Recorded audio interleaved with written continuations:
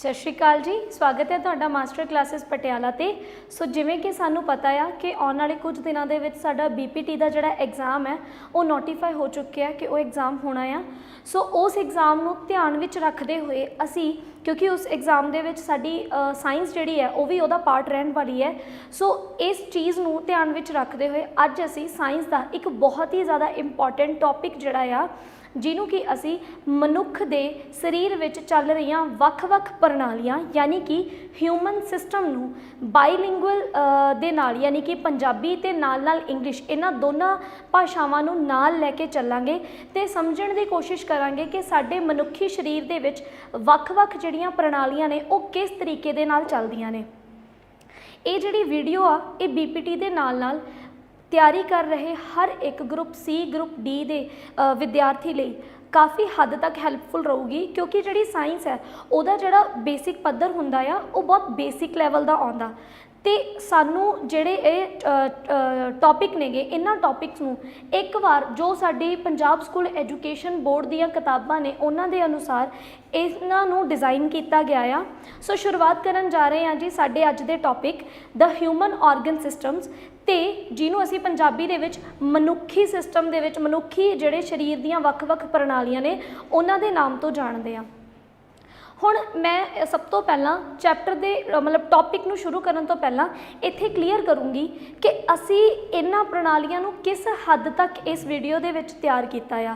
देखो जे तां असी गल करिए किसी भी प्रणाली नूं समझण दी तां इंसानी शरीर अपने आप दे विच बाकी जीवां नालों बहुत ही ज़्यादा एक कंपलैक्स एक उलझिया होया सिस्टम है, एक कुदरत की बहुत सोहनी जिहड़ी आपां कह सकते हैं बनतर है। तो ये जे तुसी एक एक सिस्टम नूं अलग तो समझना है तो डैप्थ तो लैके मतलब कल्ली एक छोटी जी डेफिनेशन तो लैके साडे कोल ये जिहड़ा सिस्टम है ये बहुत फैले हुए सिस्टम ने। कल्ली कल्ली जिहड़ी प्रणाली है वो बहुत ज़्यादा जे विस्तार दे विच पढ़नी होवे तां फिर सानूं उहदे वास्ते कल्ली कल्ली प्रणाली जिहड़ी आ वो अलग तो वेखनी पऊगी। इस एक वीडियो के माध्यम राही मैं जिहड़ियां साडे शरीर विच चल रही वख-वख प्रणालियां ने वख-वख सिस्टम ने उन्हां नूं समझाउण दी कोशिश कीती है। सो इहदे विच मेरा जिहड़ा मेन मोटिव रहूगा वो ये रहूगा कि मैं तुहानूं हर एक चीज़ की डेफिनेशन जिन्हों असीं इंट्रोडक्शन कह दांगे उहदे नाल जाणू करवा देवां। वख-वख जिहड़े साडे ऑर्गनस ने यानी कि जिहड़े किसी प्रणाली दे विच जिहड़े जिहड़े अंग हिस्सा लेंदे ने उन्हां बारे जानकारी ते उस तो बाद इन्हां दे फंक्शन इन्हां अलग अलग प्रणालियां दा की काम है इन्हां चीज़ां नूं असी इस वीडियो राही जिहड़ा डिस्कस करांगे। सो गल करदी हां जी साडे सब तो पहले सिस्टम दी। तां देखो मैं किसी भी सिस्टम नूं समझाउण तो पहलां शुरुआत करूँगी कि कोई भी जिहड़ा जीव है मतलब मनुख जिहड़ा एक जीव है वो किस तरीके नाल बनिया। सानूं पता है कि साडी जिहड़ी शुरुआत है वो एक कोशिका जानी कि एक सैल तो हुंदी है तो जो बहुत सारे सैल मिल जाते हैं वो सैल एक मास लाइक स्ट्रक्चर फॉर्म करते हैं जिन्हों कि असी टिशू के नाम तो जानते हैं। फिर इन्हां टिशूआं तो एक वख-वख जिहड़े ऑर्गनस ने वो बनते हैं जिवें कि दिल हो गए, फेफड़े हो गए, गुरदे हो गए तो इन्हां नूं असी ऑर्गन सिस्टम जानते हैं। तो अलग अलग जिहड़े ऑर्गन हुंदे ने ये वख-वख तरह का सिस्टम वख-वख तरह दीयां प्रणालियां चलाउंदे ने ते जिन्हां प्रणालियां तो साडे कोल एक पूरा दा पूरा जीव जिहड़ा आ वो बन जांदा है। सो ये जिहड़ियां प्रणालियां ने भावें असी अलग अलग पढ़दे हां पर ये प्रणालियां एक दूसरे दे नाल इंटरलिंक्ड हुंदियां ने। सो गल करते हैं जी पहली प्रणाली की जिहदे विच मेरे कोल आ जाती है स्कैलेटल सिस्टम जिन्हों कि मैं पिंजर प्रणाली के नाम तो जानती हाँ। देखो जदों भी कोई ढांचा बनाउणा हुंदा है चाहे गल कर लो तुसी किसी घर की, चाहे तुसी गल कर लो किसी इंसान की, चाहे तुसी गल कर लो किसी कोई भी एक चीज़ की, उहदा एक बेसिक जिहड़ा ढांचा आ सब तो पहला वो बनना बहुत ज़्यादा जरूरी है। सो मनुखी शरीर का जिहड़ा वो बेसिक ढांचा आ वो साडियां हड्डियां बनाउंदियां ने ते इन्हां हड्डियां दे ढांचे नूं ही असी पिंजर प्रणाली वजों जानते हैं। सो जे गल करिए पिंजर प्रणाली की सो साडे जिहड़े हड्डियां हुंदियां ने जिहड़ा पिंजर हुंदा आ या तां ओह फ्लूइड फिल्ड बॉडी हुंदियां ने या एक्सोस्कैलेटन भी हुंदे ने ते इंटरनल स्कैलेटन्स भी हुंदे ने। कहण दा भाव की है ਕਹਿਣ ਦਾ ਭਾਵ ਇਹ ਹੈ कि हड्डी जिहड़ी है, जदों असीं हड्डी शब्द सुनते हैं साडे दिमाग विच एक इमेज फॉर्म होंदी है भी एक कोई सॉलिड जी चीज़ है जिन्हों असीं हड्डी कह दिंदे आ, पर असल दे विच हड्डी जिहड़ी है वो भी अपने आप दे विच बहुत तरह की हुंदी है। सो साडे जिहड़े पहले सिस्टम नूं जिन्हों असीं स्कैलेटल सिस्टम दे नाम तो जाणदे आ, इहनूं असीं समझण दी कोशिश करांगे। गल करते हैं जी स्कैलेटल सिस्टम, तो मैं सब तो पहला गल करूँगी ये फंक्शनस की, ये काम की। जिमें कि मैं पहला ही तुहानूं दसिया कि शरीर नूं एक ढांचा देण वास्ते सानू स्कैलेटल सिस्टम, सानू पिंजर प्रणाली की जरूरत होंदी है। सो ये सब तो पहला तो साडे शरीर नूं एक बेसिक जी स्ट्रक्चर दिंदा आ। जिवें छोटे हुंदे असीं कार्टून देखते हुंदे सीगे ते वो कार्टून दे विच दिखाया जांदा हुंदा सी भी मान लो कोई कार्टून ट्रक थल्ले आ गया तो वो बिल्कुल ही पेपर वांगू बन जांदा सीगा, ठीक है। लेकिन असी एवें नहीं आ, कारण क्योंकि साडे कोल साडा एक ठोस जिहड़ा साडी बनतर है, साडे कोल साडा ठोस ढांचा है जो कि हड्डियां या तो ये टुटणगियां या ये सानू एक ठोस जिहड़ी बनतर आ वो प्रोवाइड करनगियां। दूसरा जिहड़ा साडा फंक्शन हुंदा साडे स्कैलेटल सिस्टम दा वो हुंदा जी प्रोटैक्शन। देखो साडे शरीर दे विच वख-वख अंग ने, हुण उन्हां वख-वख अंगां दी जिहड़ी सुरक्षा आ, जिहड़ी प्रोटैक्शन आ, वो बहुत ज़्यादा जरूरी है। सो साडा जिहड़ा स्कैलेटल सिस्टम आ, साडीआं वख-वख जिहड़ियां हड्डियां ने वो इन्हां अंगां दी सुरक्षा, इन्हां दी प्रोटैक्शन दा काम भी करदियां ने। जे गल करिए पिंजर प्रणाली दी, तां इहनूं असीं मुख तौर ते दो भागां दे विच वंडदे हां। पहला भाग जिहड़ा आ उहनूं एक्सियल स्कैलेटल सिस्टम यानी कि धुरी पिंजर प्रणाली दे नाम तो जाणिया जांदा है, ते दूसरा जिहड़ा भाग है उहनूं असीं अपेंडिकुलर यानी कि अंतका पिंजर प्रणाली जिहड़ी आ उहदे नाम दे उत्ते जाणदे हां। सो गल करदे हां जी इन्हां दे विच की है। जे हुण मैं गल करां एक्सियल दी, तां एक्सियल जिहड़ी है उहदे विच साडे कोल खोपड़ी यानी कि स्कल, स्पाइनल कॉर्ड यानी कि रीढ़ की हड्डी ते साडी छाती दीयां जिहड़ियां हड्डियां ने, खोपड़ी, रीढ़ की हड्डी ते छाती दीयां जिहड़ियां हड्डियां ने, ये एक बेसिक जिहा ढांचा बनाउंदियां ने ते इसे करके इन्हां नूं धुरी पिंजर जिहड़ी हुंदी आ उस प्रणाली दे अधीन पढ़िया जांदा आ। सो साडा जिहड़ा एक्सियल स्कैलेटल सिस्टम है उहदे विच ये चार साडे कोल जिहड़ियां ने तरह दीयां हड्डियां आउंदियां ने। मैं नाल ही इन्हां दा जिहड़ा नंबर है वो भी मैंशन कीता होया क्योंकि पेपरां दे विच अक्सर कई बार सीधा इन्हां दा नंबर पुछ लिया जांदा है। जे गल करिए खोपड़ी दी, तां खोपड़ी या स्कल जिहड़ा हुंदा आ उहदियां हड्डियां जिहड़ियां ने वो 29 हुंदियां ने नंबर दे विच। अगर असी गल करिए साडी रीढ़ की हड्डी की, तो ये साडे कोल टोटल 33 जिहड़े मणके ने, जिन्होंने असी पंजाबी दे विच मणके कह दिंदे आ, अंग्रेजी दे विच वर्टिब्रे कह दिंदे आ, वो गिणती दे साडे कोल किन्ने हुंदे ने 33 हुंदे ने। जे गल करें छाती की हड्डी की, तो छाती की जिहड़ी हड्डी हुंदी आ उस सेंटर दे विच एक मोटी हड्डी हुंदी आ जिहदे नाल साडे कोल जालेदार कुछ हड्डियां जिहड़ियां ने अटैच हुंदियां ने। सो जिहड़ी ये मोटी हड्डी हुंदी आ इहनूं असी स्टैरेनम दे नाम तो जाणदे आ। तो अक्सर कई बारी ना साइंस नूं लैके एक प्रॉब्लम सानू जिहड़ी देखण नूं मिलदी आ, क्योंकि साइंस दे विच जिहड़ा ज़्यादा काम है, साइंस दे विच जिहड़े ऑर्गनस ने वो असीं अंग्रेजी नूं जदों ट्रांसलेट करदे हो एज सच ही यूज़ कर लैंदे आ। सो कई बार जिहड़े साडे पेपर हुंदे ने उन्हां दे विच या तां इन्हां नूं पंजाबी दे विच एज सच लिखिया हुंदा, या कई बार जिवें छाती की हड्डी इस नाम दे नाल भी लिखिया जा सकदा है। सो साडी यह एक मजबूरी है कि चाहे असीं बाईलिंगुअल साइंस कर रहे हैं, पर नाल नाल जिहड़े ऑर्गनस ने उन्हां दा नाम अंग्रेजी दे विच भी सानू याद करन दी कोशिश कर लैनी चाहिदी आ। ते वैसे भी जे सानू किसी ने साइंस जिहड़ी आ बाईलिंगुअल समझाई दित्ती, जे असीं एक कंसैप्ट अपनी मात भाषा दे विच सिੱਖ लिया, फिर कुछ शब्दां नू याद करना साडे लई औखा भी नहीं रहिंदा। सो जे मैं गल करां साडे स्टरनम ते रिब्स दी, जिहड़ी तां स्टरनम हुंदी है ये तां अपने कोल मेन एक हड्डी है, इहदे नाल जिहड़ियां दूजी हड्डियां जुड़ियां हुंदियां ने उन्हां नूं असीं अंग्रेजी दे विच रिब्स दे नाम तो जाणदे आ, ते इन्हां दी जिहड़ी गिणती हुंदी है 24 हुंदी आ। सो मैं इत्थे जिहड़ा अपना एक अपेंडिकुलर सिस्टम है इनू समझ के पहला एक फोटो के राही इस सारे सिस्टम नू, इस सारी चीज़ नू क्लीयर करने की कोशिश करूँगी।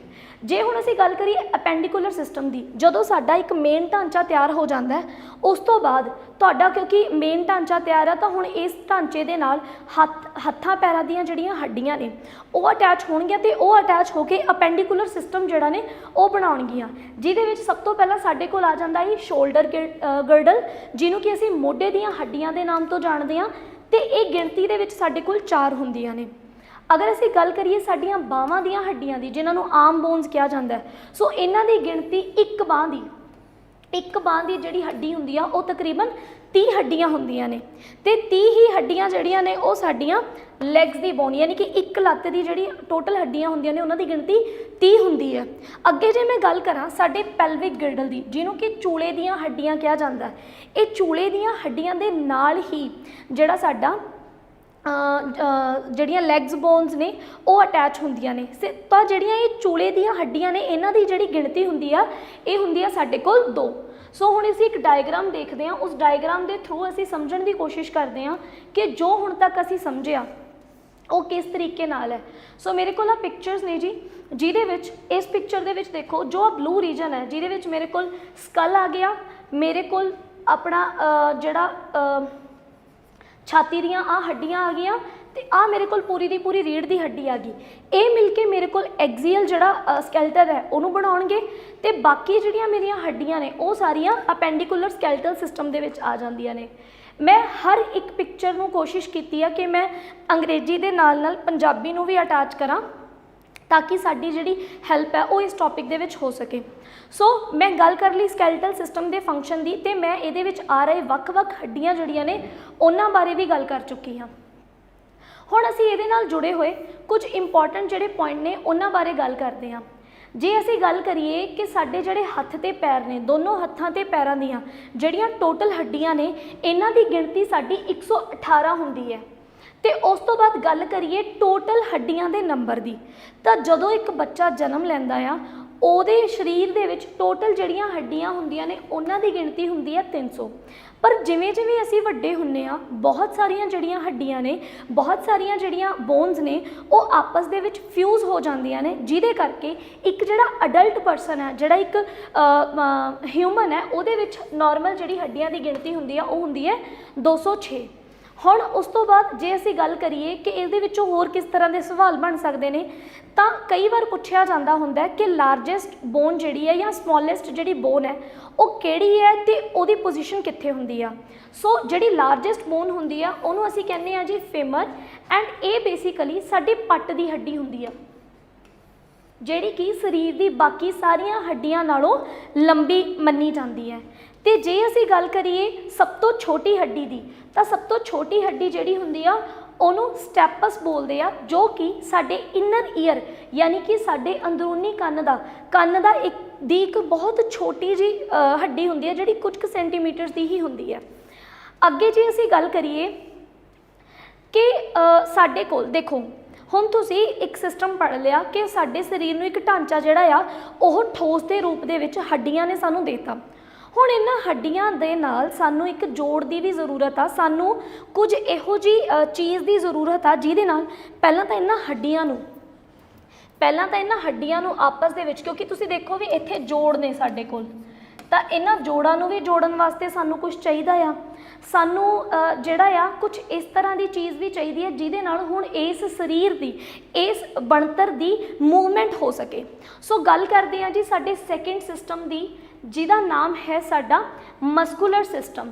ਸੋ ਮਸਕੂਲਰ ਸਿਸਟਮ ਤੋਂ ਪਹਿਲਾਂ ਕਿਉਂਕਿ ਮੈਂ ਗੱਲ ਕੀਤੀ ਸੀ ਕਿ ਜਿੱਥੇ ਸਾਡੇ ਕੋਲ ਦੋ ਹੱਡੀਆਂ ਜੁੜਦੀਆਂ ਨੇ, ਜਿਵੇਂ ਮੈਂ ਤੁਹਾਨੂੰ ਕਿਹਾ ਕਿ ਮੇਰੇ ਜਿਹੜੀ ਕੂਹਣੀ ਹੈ, ਕੂਹਣੀ ਰੀਜਨ ਮੇਰੇ ਕੋਲ ਆਪਣੇ ਆਪ ਦੇ ਵਿੱਚ ਕੀ ਹੈ, ਇੱਕ ਜੋੜ ਹੈ। ਸੋ ਹੱਡੀਆਂ ਜਦੋਂ ਜਿੱਥੇ ਦੋ ਹੱਡੀਆਂ ਜੁੜਦੀਆਂ ਨੇ ਉਹਨੂੰ ਅਸੀਂ ਇੱਕ ਜੋੜ ਕਹਿੰਦੇ ਆ। ਤੇ ਜੋੜ ਜਿਹੜੇ ਹੁੰਦੇ ਨੇ ਇਹ ਵੀ ਸਾਡੇ ਕੋਲ 3 ਤਰ੍ਹਾਂ ਦੇ ਹੁੰਦੇ ਨੇਗੇ। ਇੱਕ ਜੋੜ ਹੁੰਦੇ ਨੇ ਜਿਨ੍ਹਾਂ ਦੇ ਵਿੱਚ ਜਿਹੜੀ ਮੂਵਮੈਂਟ ਹੈ ਉਹ ਸੁਤੰਤਰ ਤੌਰ 'ਤੇ ਹੋ ਸਕਦੀ ਹੈ, ਜਿਵੇਂ ਕਿ ਅਸੀਂ ਆਪਣੇ ਹੱਥਾਂ ਪੈਰਾਂ ਨੂੰ ਆਰਾਮ ਨਾਲ ਮੂਵ ਕਰ ਸਕਦੇ ਹਾਂ। ਸੋ ਇਹਨਾਂ ਦੇ ਜਿਹੜੇ ਜੋੜ ਹੁੰਦੇ ਨੇ ਇਹਨਾਂ ਨੂੰ ਡਾਇਥਰੋਡੀਅਲ ਦੇ ਨਾਮ 'ਤੇ ਜਾਣਿਆ ਜਾਂਦਾ। ਐਂਡ ਇਹਦੀ ਜੇ ਮੈਂ ਐਗਜ਼ਾਮਪਲ ਦੀ ਗੱਲ ਕਰਾਂ ਤਾਂ ਸਾਡੇ ਹੱਥ ਪੈਰ ਦੀਆਂ ਜਿਹੜੇ ਜੋੜ ਨੇ ਜਾਂ ਸਾਡੇ ਜਿਹੜਾ ਮੋਢੇ ਦਾ ਜੋੜ ਹੁੰਦਾ ਆ ਉਹ ਆਪਣੇ ਆਪ ਦੇ ਵਿੱਚ ਸੁਤੰਤਰ ਤੌਰ ਦੇ ਉੱਤੇ ਮੂਵਮੈਂਟ ਕਰ ਸਕਦਾ। ਦੂਸਰੀ ਜਿਹੜੀ ਸਾਡੇ ਕੋਲ ਟਾਈਪ ਆਉਂਦੀ ਹੈ ਜਿਹਨੂੰ ਅਸੀਂ ਕਹਿੰਦੇ ਆ ਐਂਫੀਥਰੋਡੀਅਲ ਟਾਈਪ, ਜੋੜ ਦੀ ਜਿਹੜੀ ਅਗਲੀ ਟਾਈਪ ਆ। ਇਹਦੇ ਵਿੱਚ ਕੀ ਹੁੰਦਾ ਹੈ ਕਿ ਜਿਵੇਂ ਇਹਦੀ ਮੂਵਮੈਂਟ ਤਾਂ ਬੜੇ ਆਰਾਮ ਨਾਲ ਹਰ ਦਿਸ਼ਾ ਦੇ ਵਿੱਚ ਕੀਤੀ ਜਾ ਸਕਦੀ ਆ, ਪਰ ਇਹਨਾਂ ਜੋੜਾਂ ਦੀ ਜਿਹੜੀ ਮੂਵਮੈਂਟ ਹੁੰਦੀ ਹੈ ਇਹ ਕੰਪੈਰੇਟਿਵਲੀ ਘੱਟ ਹੁੰਦੀ ਹੈ। ਜਿਵੇਂ ਸਾਡੀ ਰੀੜ੍ਹ ਦੀ ਹੱਡੀ, ਜਿਹੜੇ ਸਾਡੇ ਮਣਕੇ ਹੁੰਦੇ ਆ ਉਹਨਾਂ ਦੀ ਮੂਵਮੈਂਟ, ਹੁਣ ਇਹ ਥੋੜੀ ਨਾ ਹੈ ਕਿ ਮੈਂ ਆਪਣੀ ਰੀੜ੍ਹ ਦੀ ਹੱਡੀ ਨੂੰ ਜਿਹੜਾ ਆ 360 ਡਿਗਰੀ ਦੇ ਐਂਗਲ 'ਤੇ ਘੁਮਾ ਲੂੰਗੀ। ਇਹਦੀ ਮੂਵਮੈਂਟ ਇੱਕ ਲਿਮਿਟ ਤੱਕ ਹੀ ਆ, ਕਿਉਂਕਿ ਜਿਹੜੇ ਸਾਡੇ ਮਣਕੇ ਹੁੰਦੇ ਨੇ ਨਾ ਉਹ ਇਸ ਤਰੀਕੇ ਨਾਲ ਅਟੈਚ ਹੈ। ਸੋ ਇਹਨਾਂ ਦੀ ਜਿਹੜੀ ਮੂਵਮੈਂਟ ਉਹ ਬੜੀ ਲਿਮਿਟਡ ਜੀ ਹੁੰਦੀ ਆ। ਸੋ ਇਸ ਤਰੀਕੇ ਦੇ ਨਾਲ ਸਾਡੇ ਕੋਲ ਜੋੜ ਦੀ ਦੂਸਰੀ ਟਾਈਪ ਆ ਜਾਂਦੀ ਆ। ਅੱਗੇ ਅਸੀਂ ਗੱਲ ਕਰੀਏ ਕਿ ਕੁਝ ਅਜਿਹੇ ਜੋੜ ਵੀ ਹੁੰਦੇ ਨੇ ਜਿਨ੍ਹਾਂ ਦੇ ਵਿੱਚ ਬਿਲਕੁਲ ਵੀ ਮੂਵਮੈਂਟ ਨਹੀਂ ਹੁੰਦੀ।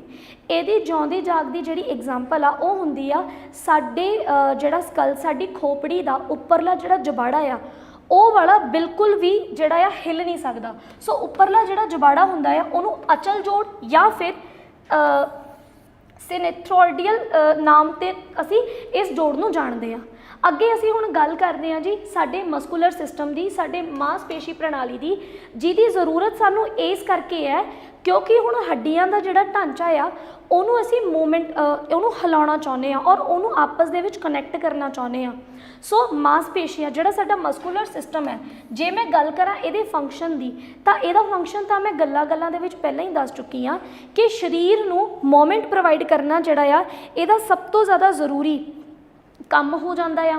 ਹੁਣ ਜੇ ਮਾਸਪੇਸ਼ੀਆਂ ਦੀ ਗੱਲ ਕਰੀਏ ਤਾਂ ਸਾਨੂੰ ਮਾਸਪੇਸ਼ੀਆਂ ਦੇ ਕਰੈਕਟਰਿਸਟਿਕ ਫੀਚਰਸ ਜਿਹੜੇ ਨੇ ਉਹ ਵੀ ਪਤਾ ਹੋਣੇ ਚਾਹੀਦੇ ਨੇ। ਪਹਿਲੀ ਗੱਲ, ਮਾਸਪੇਸ਼ੀਆਂ ਆਪਣੇ ਆਪ ਦੇ ਵਿੱਚ ਕੀ ਨੇ? ਤਾਂ ਜਦੋਂ ਅਸੀਂ ਗੱਲ ਕਰਦੇ ਹਾਂ ਕੋਸ਼ਿਕਾ ਨੂੰ ਸਮਝਣ ਦੀ, ਜਦੋਂ ਅਸੀਂ ਇੱਕ ਸੈੱਲ ਨੂੰ ਸਮਝਦੇ ਹਾਂ ਤੇ ਅਸੀਂ ਡਿਫਰੈਂਟ ਆਰਗੇਨਾਈਜੇਸ਼ਨ ਦੇ ਸਿਸਟਮਸ ਨੂੰ ਸਮਝਦੇ ਹਾਂ ਤਾਂ ਉਹਦੇ ਵਿੱਚ ਅਸੀਂ ਗੱਲ ਕਰਦੇ ਹਾਂ ਕਿ ਬਹੁਤ ਸਾਰੇ ਜਿਹੜੇ ਸੈੱਲ ਹੁੰਦੇ ਨੇ ਇਹ ਜੁੜ ਕੇ ਟਿਸ਼ੂ ਬਣਾਉਂਦੇ ਨੇ ਤੇ ਇਹੀ ਇੱਕ ਟਿਸ਼ੂ ਦੀ ਜਿਹੜੀ ਐਗਜ਼ਾਮਪਲ ਆ ਉਹ ਹੁੰਦੀਆਂ ਨੇ ਸਾਡੀਆਂ ਮਾਸਪੇਸ਼ੀਆਂ। ਕਈ ਵਾਰ ਤੇ ਸਾਨੂੰ ਇਹੀ ਨਹੀਂ ਪਤਾ ਹੁੰਦਾ ਵੀ ਮਾਸਪੇਸ਼ੀਆਂ ਕੀ ਨੇ, ਕੀ ਮਾਸਪੇਸ਼ੀਆਂ ਨੂੰ ਕੋਈ ਅੰਗ ਕਹਿਣਾ ਚਾਹੀਦਾ ਹੈ, ਕੀ ਮਾਸਪੇਸ਼ੀਆਂ ਨੂੰ ਹੱਡੀ ਕਹਿ ਦੇਣਾ ਚਾਹੀਦਾ ਹੈ। ਸੋ ਇੱਥੋਂ ਸਾਨੂੰ ਇੱਕ ਚੀਜ਼ ਪਤਾ ਲੱਗਦੀ ਹੈ ਕਿ ਮਾਸਪੇਸ਼ੀ ਜੋ ਹੁੰਦੀ ਆ ਉਹ ਬੇਸਿਕਲੀ ਇੱਕ ਟਿਸ਼ੂ ਦੀ ਹੀ ਟਾਈਪ ਹੈ, ਇੱਕ ਟਿਸ਼ੂ ਹੈ ਮਾਸਪੇਸ਼ੀ। ਸੋ ਹੁਣ ਜਿਹੜਾ ਮਾਸਪੇਸ਼ੀ ਪ੍ਰਣਾਲੀ ਆ ਇਹਦੀ ਜ਼ਰੂਰਤ ਕਿਉਂ ਹੈ ਇਹ ਤਾਂ ਮੈਨੂੰ ਪਤਾ ਲੱਗ ਗਿਆ, ਠੀਕ ਹੈ। ਹੁਣ ਮੈਨੂੰ ਮਾਸਪੇਸ਼ੀਆਂ ਜਿਹੜੀਆਂ ਹੁੰਦੀਆਂ ਨੇ ਇਹਨਾਂ ਦੇ ਕਰੈਕਟਰਿਸਟਿਕ ਫੀਚਰ ਜਿਹੜੇ ਨੇ ਇਹ ਵੀ ਪਤਾ ਹੋਣੇ ਚਾਹੀਦੇ ਨੇ। ਪਹਿਲਾ ਕਰੈਕਟਰਿਸਟਿਕ ਫੀਚਰ ਇਹ ਆ ਕਿ ਜਿਹੜੀਆਂ ਮਾਸਪੇਸ਼ੀਆਂ ਨੇ ਉਹ ਬੜੀਆਂ ਇਲਾਸਟਿਕ ਇਨ ਨੇਚਰ ਹੁੰਦੀਆਂ ਨੇ। ਜਿਵੇਂ ਇੱਕ ਰਬਰ ਬੈਂਡ ਹੁੰਦਾ ਨਾ, ਜਿਹਨੂੰ ਅਸੀਂ ਖਿੱਚ ਦਿੰਦੇ ਹਾਂ ਉਹ ਦੁਬਾਰਾ ਆਪਣੀ ਪੋਜੀਸ਼ਨ 'ਤੇ ਵੀ ਚਲਾ ਜਾਂਦਾ ਪਰ ਖਿੱਚਣ ਤੋਂ ਟੁੱਟਦਾ ਨਹੀਂ। ਸੋ ਮਾਸਪੇਸ਼ੀਆਂ ਵੀ ਇਸੇ ਤਰੀਕੇ ਦੇ ਨਾਲ ਮੂਵਮੈਂਟ ਕਰ ਸਕਦੀਆਂ ਨੇ। ਇਸੇ ਨਾਲ ਤਾਂ ਹੀ ਤਾਂ ਸਾਡੀ ਜਿਹੜੀ ਮੂਵਮੈਂਟ ਹੈ ਬੜੇ ਆਰਾਮ ਨਾਲ ਐਫਰਟਲੈਸਲੀ ਹੋ ਜਾਂਦੀ ਹੈ। ਦੂਸਰਾ ਜਿਹੜਾ ਬੜਾ ਇੰਪੋਰਟੈਂਟ ਜਿਹੜਾ ਕਰੈਕਟਰਿਸਟਿਕ ਫੀਚਰ ਹੈ ਮਾਸਪੇਸ਼ੀਆਂ ਦਾ, ਮਸਲਸ ਦਾ, ਉਹ ਇਹ ਹੈ ਵੀ ਇਹ ਆਪਣੇ ਆਪ ਨੂੰ ਅਡੈਪਟ ਕਰ ਸਕਦੀਆਂ ਨੇ। ਇੱਥੋਂ ਮੇਰਾ ਕੀ ਮਤਲਬ ਹੈ, ਤੁਸੀਂ ਦੇਖੋ ਕਿ ਜਦੋਂ ਕੋਈ ਪਰਸਨ ਫਿਜ਼ੀਕਲ ਐਕਟੀਵਿਟੀਜ਼ ਕਰਦਾ, ਯਾਨੀ ਕਿ ਅਗਰ ਕੋਈ ਜਿਮ ਲਾ ਰਿਹਾ ਆ ਜਾਂ ਕੋਈ ਗੇਮਸ ਕਰਦਾ ਆ ਤਾਂ ਉਸ ਟਾਈਮ ਦੇ ਦੌਰਾਨ ਉਹਦੇ ਜਿਹੜੇ ਮਸਲਸ ਨੇ ਉਹ ਬਹੁਤ ਵਧੀਆ ਡਿਵੈਲਪ ਹੋ ਜਾਂਦੇ ਨੇ। ਹੁਣ ਤੁਸੀਂ ਸੋਚ ਕੇ ਦੇਖੋ ਵੀ ਅਗਰ ਕੋਈ ਬੰਦਾ 2 ਤੋਂ 3 ਸਾਲ ਦੇ ਵਿੱਚ ਆਪਣਾ ਜਿਹੜਾ ਸਰੀਰ ਆ ਉਹਦੇ 'ਤੇ ਚੰਗਾ ਕੰਮ ਕਰਕੇ ਸਰੀਰ ਦੇ ਮਸਲਸ ਨੂੰ ਬਹੁਤ ਵਧੀਆ ਗਰੋ ਕਰ ਲੇ ਅਤੇ ਬਹੁਤ ਵਧੀਆ ਆਪਣੇ ਸਰੀਰ ਨੂੰ ਬਣਾ ਲੇ ਅਤੇ ਉਸ ਤੋਂ ਬਾਅਦ ਉਹ ਆਪਣੀ ਫਿਜ਼ੀਕਲ ਐਕਟੀਵਿਟੀ ਨੂੰ ਬਿਲਕੁਲ ਹੀ ਛੱਡ ਦੇ, ਸਰੀਰ ਦਾ ਧਿਆਨ ਕਰਨਾ ਬਿਲਕੁਲ ਹੀ ਛੱਡ ਦੇ। ਤੁਸੀਂ ਆਪ ਸੋਚ ਕੇ ਦੇਖੋ ਵੀ ਜਿਹੜਾ ਇੱਕ ਪਹਿਲਵਾਨ ਹੈ ਜਿਹਨੇ 2-3 ਸਾਲ ਮਿਹਨਤ ਕਰਕੇ ਆਪਣੇ ਉਸ ਸਰੀਰ ਨੂੰ ਬਣਾਇਆ, ਕਿ ਉਸ ਤੋਂ ਬਾਅਦ ਅਗਰ ਉਹ ਕਿਸੇ ਕਾਰਨ ਕਰਕੇ ਪੂਰੀ ਤਰ੍ਹਾਂ ਆਪਣੇ ਸਰੀਰ ਦੇ ਉੱਤੇ ਕੰਮ ਕਰਨਾ ਛੱਡ ਦੇ ਤਾਂ ਕੀ ਉਹਦੇ ਸਰੀਰ ਦੇ ਜਿਹੜੇ ਉਹ ਮਸਲਸ ਨੇ, ਕੀ ਉਹਦੇ ਸਰੀਰ ਦੀਆਂ ਉਹ ਮਾਸਪੇਸ਼ੀਆਂ ਨੇ ਉਹ ਉਸੇ ਰੂਪ 'ਚ ਰਹਿਣਗੀਆਂ? ਕੀ ਉਹ ਹਮੇਸ਼ਾ ਇੱਕ ਬਾਡੀ ਬਿਲਡਰ ਦੀ ਲੁੱਕ 'ਚ ਰਹੂਗਾ? ਸੋ ਇਹਦਾ ਜਵਾਬ ਹੈ ਜੀ ਨਹੀਂ, ਕਿਉਂਕਿ ਮਾਸਪੇਸ਼ੀਆਂ ਜਿਹੜੀਆਂ ਨੇ ਜਦੋਂ ਉਹਨਾਂ ਮਾਸਪੇਸ਼ੀਆਂ 'ਤੇ ਕੰਮ ਹੁੰਦਾ ਉਦੋਂ ਹੌਲੀ ਹੌਲੀ ਇਹ ਮਾਸਪੇਸ਼ੀਆਂ ਦੇ ਵਿੱਚ ਜਿਹੜੇ ਚੇਂਜਸ ਆਉਂਦੇ ਨੇ, ਲੇਕਿਨ ਜਦੋਂ ਇਹਨਾਂ 'ਤੇ ਕੰਮ ਹੋਣਾ ਬੰਦ ਹੋ ਜਾਂਦਾ ਇਹ ਦੁਬਾਰਾ ਆਪਣੇ ਓਰੀਜਨਲ ਫਾਰਮ ਦੇ ਵਿੱਚ ਆ ਜਾਂਦੀਆਂ ਨੇ। ਜਿਵੇਂ ਹੁਣ ਤੁਸੀਂ ਦੇਖੋ ਵੀ ਜਿਹੜੇ ਸਿੰਗਰਸ ਹੁੰਦੇ ਨੇ ਜਾਂ ਜਿਹੜੇ ਟੀਚਰਸ ਹੁੰਦੇ ਨੇ ਉਹਨਾਂ ਦਾ ਜ਼ਿਆਦਾ ਕੰਮ ਬੋਲਣ ਦਾ ਹੁੰਦਾ ਤਾਂ ਉਹਨਾਂ ਦੀਆਂ ਜਿਹੜੀਆਂ ਗਲੇ ਦੀਆਂ ਮਾਸਪੇਸ਼ੀਆਂ ਹੁੰਦੀਆਂ ਨੇ ਉਹ ਇੱਕ ਨਾਰਮਲ ਇਨਸਾਨ ਨਾਲੋਂ ਬਹੁਤ ਜ਼ਿਆਦਾ ਡਿਵੈਲਪ ਹੋਈਆਂ ਹੁੰਦੀਆਂ ਨੇ। ਇਸੇ ਤਰੀਕੇ ਨਾਲ ਅਗਰ ਕੋਈ ਇਹੋ ਜਿਹਾ ਪਰਸਨ ਹੈ ਜਿਹੜਾ ਆਪਣੇ ਹੱਥਾਂ ਨਾਲ ਬਹੁਤ ਖਿੱਚਾ ਧੂਣੀ ਦਾ ਕੰਮ ਕਰਦਾ, ਉਹਦੇ ਹੱਥਾਂ ਦੀਆਂ ਜਿਹੜੀਆਂ ਬਾਹਾਂ ਮਸਲਸ ਹੋਣਗੀਆਂ ਉਹ ਬਹੁਤ ਜ਼ਿਆਦਾ ਡਿਵੈਲਪ ਹੋਣਗੀਆਂ। ਸੋ ਇਹ ਇੱਕ ਬਹੁਤ ਜ਼ਿਆਦਾ ਇੰਪੋਰਟੈਂਟ ਕਰੈਕਟਰਿਸਟਿਕ ਫੀਚਰ ਦੀ ਗੱਲ ਕਰ ਰਹੀ ਹਾਂ ਕਿ ਜਿਹੜੀਆਂ ਮਾਸਪੇਸ਼ੀਆਂ ਹੁੰਦੀਆਂ ਨੇ ਇਹ ਅਡੈਪਟੇਬਲ ਹੁੰਦੀਆਂ ਨੇ। ਇਹ ਸਮੇਂ-ਸਮੇਂ 'ਤੇ ਜਿਹੜੀ ਮਾਸਪੇਸ਼ੀ 'ਤੇ ਜਿਸ ਤਰੀਕੇ ਦਾ ਕੰਮ ਹੋਊਗਾ ਉਸ ਤਰੀਕੇ ਦੇ ਨਾਲ ਇੱਕ ਮਾਸਪੇਸ਼ੀ ਦੇ ਵਿੱਚ ਟੁੱਟ-ਫੁੱਟ ਹੋਊਗੀ, ਉਹ ਡਿਵੈਲਪ ਹੋ ਜਾਊਗੀ। ਹੁਣ ਅਸੀਂ ਗੱਲ ਕਰਦੇ ਹਾਂ ਸਾਡੇ ਮਸਕੂਲਰ ਸਿਸਟਮ ਨੂੰ ਅਸੀਂ ਡਿਵਾਈਡ ਕਿਵੇਂ ਕੀਤਾ ਗਿਆ। ਤਾਂ ਜਿਹੜੀਆਂ ਮਾਸਪੇਸ਼ੀਆਂ ਨੇ ਇਹਨਾਂ ਨੂੰ ਅਸੀਂ 3 ਪਾਰਟਸ 'ਚ ਡਿਵਾਈਡ ਕੀਤਾ ਹੋਇਆ ਆ। ਸਭ ਤੋਂ ਪਹਿਲੀ ਟਾਈਪ ਤਾਂ ਮੇਰੇ ਕੋਲ, ਕਿਉਂਕਿ ਮੈਂ ਸਕੈਲਟਲ ਸਿਸਟਮ ਨੂੰ ਸਮਝਿਆ ਸੀ ਤਾਂ ਮੈਂ ਸ਼ੁਰੂਆਤ ਕਰੂੰਗੀ ਉਹਨਾਂ ਮਾਸਪੇਸ਼ੀਆਂ ਤੋਂ ਜਿਹੜੀਆਂ ਮਾਸਪੇਸ਼ੀਆਂ ਸਾਡੇ ਵੱਖ-ਵੱਖ ਹੱਡੀਆਂ ਨੂੰ ਆਪਸ ਦੇ ਵਿੱਚ ਜੋੜਨ ਦਾ ਕੰਮ ਕਰਦੀਆਂ ਨੇ ਤੇ ਇਹ ਵਾਲੀਆਂ ਮਾਸਪੇਸ਼ੀਆਂ ਨੂੰ ਅਸੀਂ ਸਕੈਲਟਲ ਮਸਲਸ ਜਾਂ ਫਿਰ ਪਿੰਜਰ ਪੇਸ਼ੀਆਂ ਦੇ ਨਾਮ ਤੋਂ ਜਾਣਦੇ ਹਾਂ। ਇਹਦੇ ਵਿੱਚ ਜੇ ਅਸੀਂ ਐਗਜ਼ਾਮਪਲ ਦੀ ਗੱਲ ਕਰੀਏ ਤਾਂ ਜਿਹੜੇ ਸਾਡੇ ਸ਼ੋਲਡਰ ਦੀਆਂ ਮਸਲਸ ਹੁੰਦੀਆਂ ਨੇ, ਸਾਡੇ ਜਿਹੜੇ ਮੋਢੇ ਦੀਆਂ ਮਸਲਸ ਹੁੰਦੀਆਂ ਨੇ, ਇਹ ਵੀ ਆਪਣੇ ਆਪ ਦੇ ਵਿੱਚ ਸਕੈਲਟਲ ਮਸਲਸ ਹੀ ਨੇ ਤੇ ਇਸ ਤੋਂ ਇਲਾਵਾ ਵੀ ਬਹੁਤ ਸਾਰੀਆਂ ਮਸਲਸ ਜਿਹੜੀਆਂ ਨੇ ਸਾਡੀ ਬਾਡੀ ਦੇ ਵਿੱਚ ਇਹੋ ਜਿਹੀਆਂ ਹੁੰਦੀਆਂ ਨੇ ਜਿਹੜੀਆਂ ਡਾਇਰੈਕਟਲੀ ਸਾਡੀਆਂ ਹੱਡੀਆਂ ਦੇ ਨਾਲ ਅਟੈਚਡ ਹੁੰਦੀਆਂ ਨੇ। ਇਹਨਾਂ ਤੋਂ ਇਲਾਵਾ ਅਸੀਂ ਜਿਹੜੀਆਂ ਮਾਸਪੇਸ਼ੀਆਂ ਨੇ ਉਹਨਾਂ ਨੂੰ ਦੋ ਹਿੱਸਿਆਂ ਦੇ ਵਿੱਚ ਵੰਡਿਆ ਹੋਇਆ ਆ। ਪਹਿਲਾ ਹੈਗਾ ਜੀ ਸਾਡੇ ਕੋਲ ਇਨਵੋਲੰਟਰੀ ਔਰ ਸੈਕਿੰਡ ਵਨ ਸਾਡੇ ਕੋਲ ਹੈਗਾ ਜੀ ਵੋਲੰਟਰੀ। ਨਾਮ ਤੋਂ ਹੀ ਕਲੀਅਰ ਹੋ ਰਿਹਾ। ਇੱਕ ਸਾਡੇ ਕੋਲ ਆ ਜਾਂਦੀਆਂ ਨੇ ਅਣਇੱਛਤ ਮਾਸਪੇਸ਼ੀਆਂ, ਅਜਿਹੀਆਂ ਮਾਸਪੇਸ਼ੀਆਂ ਜਿਨ੍ਹਾਂ ਦੇ ਕੰਮਕਾਜ ਨੂੰ, ਜਿਨ੍ਹਾਂ ਦੀ ਮੂਵਮੈਂਟ ਨੂੰ ਅਸੀਂ ਡਾਇਰੈਕਟਲੀ ਕੰਟਰੋਲ ਨਹੀਂ ਕਰ ਸਕਦੇ। ਤੇ ਇੱਕ ਸਾਡੇ ਕੋਲ ਮਾਸਪੇਸ਼ੀਆਂ ਦੀ ਉਹ ਵਾਲੀ ਟਾਈਪ ਹੈ ਜਿਹਨੂੰ ਅਸੀਂ ਆਪਣੀ ਮਰਜ਼ੀ ਦੇ ਨਾਲ ਕੰਟਰੋਲ ਕਰ ਸਕਦੇ ਹਾਂ। ਜਿਵੇਂ ਦੇਖੋ ਇਸ ਸਮੇਂ ਜਦੋਂ ਮੈਂ ਪੜ੍ਹਾ ਰਹੀ ਹਾਂ ਤਾਂ ਮੇਰੇ ਹੱਥਾਂ ਦੀ ਜਿਹੜੀ ਮੂਵਮੈਂਟ ਆ ਜਾਂ ਮੇਰੇ ਮੂੰਹ ਦੀ ਜਿਹੜੀ ਮੂਵਮੈਂਟ ਹੈ, ਇਸ ਮੂਵਮੈਂਟ ਨੂੰ ਮੈਂ ਕੰਟਰੋਲ ਕਰ ਸਕਦੀ ਹਾਂ। ਸੋ ਇਹ ਵਾਲੀਆਂ ਜਿਹੜੀਆਂ ਮਸਲਸ ਨੇ ਇਹ ਮੇਰੇ ਆਪਣੇ ਕੰਟਰੋਲ 'ਚ ਨੇ, ਇਸ ਕਰਕੇ ਇਹਨਾਂ ਨੂੰ ਸਵੈ ਇੱਛਤ ਕਿਹਾ ਜਾਂਦਾ ਹੈ, ਜਿਹਦੇ ਵਿੱਚ ਆਪਣੀਆਂ ਆਰਮਸ ਤੇ ਲੈਗਸ ਦੀਆਂ ਆ ਜਾਂਦੀਆਂ ਨੇ ਮਾਸਪੇਸ਼ੀਆਂ। ਲੇਕਿਨ ਸਾਡੇ ਸਰੀਰ ਦੇ ਵਿੱਚ ਬਹੁਤ ਸਾਰੀਆਂ ਕਿਰਿਆਵਾਂ ਅਜਿਹੀਆਂ ਚੱਲਦੀਆਂ ਨੇ ਜਿਨ੍ਹਾਂ ਕਿਰਿਆਵਾਂ ਦੇ ਉੱਤੇ ਸਾਡਾ ਆਪਣਾ ਸਿੱਧੇ ਤੌਰ ਤੇ ਕੋਈ ਵੀ ਕੰਟਰੋਲ ਨਹੀਂ ਹੁੰਦਾ। ਜਿਵੇਂ ਕਿ ਜਦੋਂ ਕਿਸੇ ਪਰਸਨ ਦੇ ਦਿਲ ਦੀ ਧੜਕਨ ਚੱਲ ਰਹੀ ਹੈ ਜਾਂ ਜਦੋਂ ਕੋਈ ਇਨਸਾਨ ਸਾਹ ਲੈ ਰਿਹਾ ਤਾਂ ਉਸ ਸਮੇਂ ਛਾਤੀ ਦੀਆਂ ਜਿਹੜੀਆਂ ਮਾਸਪੇਸ਼ੀਆਂ ਨੇ ਉਹਨਾਂ ਦਾ ਫੁੱਲਣਾ ਜਾਂ ਉਹਨਾਂ ਦਾ ਘਟਣਾ, ਦਿਲ ਦੀਆਂ ਜਿਹੜੀਆਂ ਮਾਸਪੇਸ਼ੀਆਂ ਨੇ ਉਹਨਾਂ ਦਾ ਮੂਵਮੈਂਟ ਜਿਹੜੀ ਆ ਉਹ ਆਪਣੇ ਕੰਟਰੋਲ ਤੋਂ ਬਾਹਰ ਹੁੰਦੀ ਆ। ਇਸ ਕਰਕੇ ਉਹਨਾਂ ਨੂੰ ਅਣਇੱਛਿਤ ਮਾਸਪੇਸ਼ੀਆਂ ਕਿਹਾ ਜਾਂਦਾ ਹੈ। ਹੁਣ ਸਵਾਲ ਉੱਠੂਗਾ ਕਿ ਅਗਰ ਇਹ ਅਣਇੱਛਿਤ ਨੇ, ਅਗਰ ਇਹ ਅਜਿਹੀਆਂ ਮਾਸਪੇਸ਼ੀਆਂ ਨੇ ਜਿਨ੍ਹਾਂ ਨੂੰ ਮੈਂ ਕੰਟਰੋਲ ਹੀ ਨਹੀਂ ਕਰ ਪਾ ਰਹੀ, ਤਾਂ ਫਿਰ ਇਹਨਾਂ ਨੂੰ ਕੰਟਰੋਲ ਕੌਣ ਕਰਦਾ?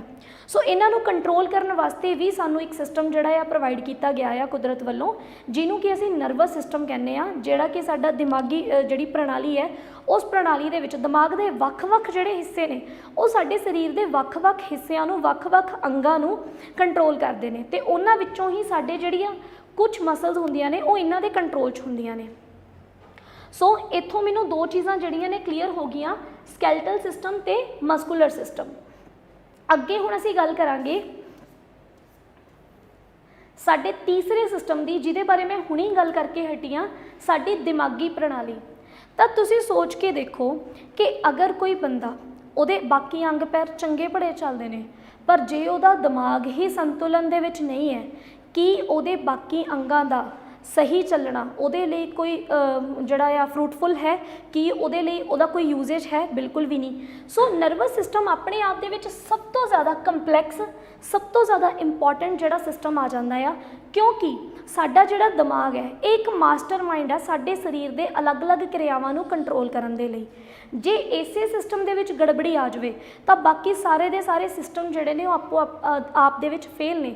ਜਿਵੇਂ ਕਿ ਐਗਜ਼ਾਮਪਲ ਦੇ ਤੌਰ 'ਤੇ ਕਹਿਣ ਨੂੰ ਜਿਹੜੀ ਸਾਡੀ ਪਾਚਨ ਪ੍ਰਣਾਲੀ ਹੈ, ਸਾਡਾ ਜਿਹੜਾ ਡਾਈਜੈਸਟਿਵ ਸਿਸਟਮ ਹੈ, ਉਹਦੇ ਵਿੱਚ ਸਾਡੇ ਮੂੰਹ ਤੋਂ ਲੈ ਕੇ ਸਾਡੇ ਪੇਟ ਦੇ ਵੱਖ-ਵੱਖ ਜਿਹੜੇ ਅੰਗ ਨੇ ਉਹ ਹਿੱਸਾ ਲੈਂਦੇ ਨੇ, ਪਰ ਕਿਤੇ ਨਾ ਕਿਤੇ ਇਨਡਾਇਰੈਕਟਲੀ ਸਾਡਾ ਜਿਹੜਾ ਦਿਮਾਗ ਹੈ ਉਹ ਵੀ ਇਸ ਪੂਰੀ ਦੀ ਪੂਰੀ ਗੇਮ ਦਾ ਇੱਕ ਬਹੁਤ ਵੱਡਾ ਹਿੱਸਾ ਹੁੰਦਾ ਹੈ।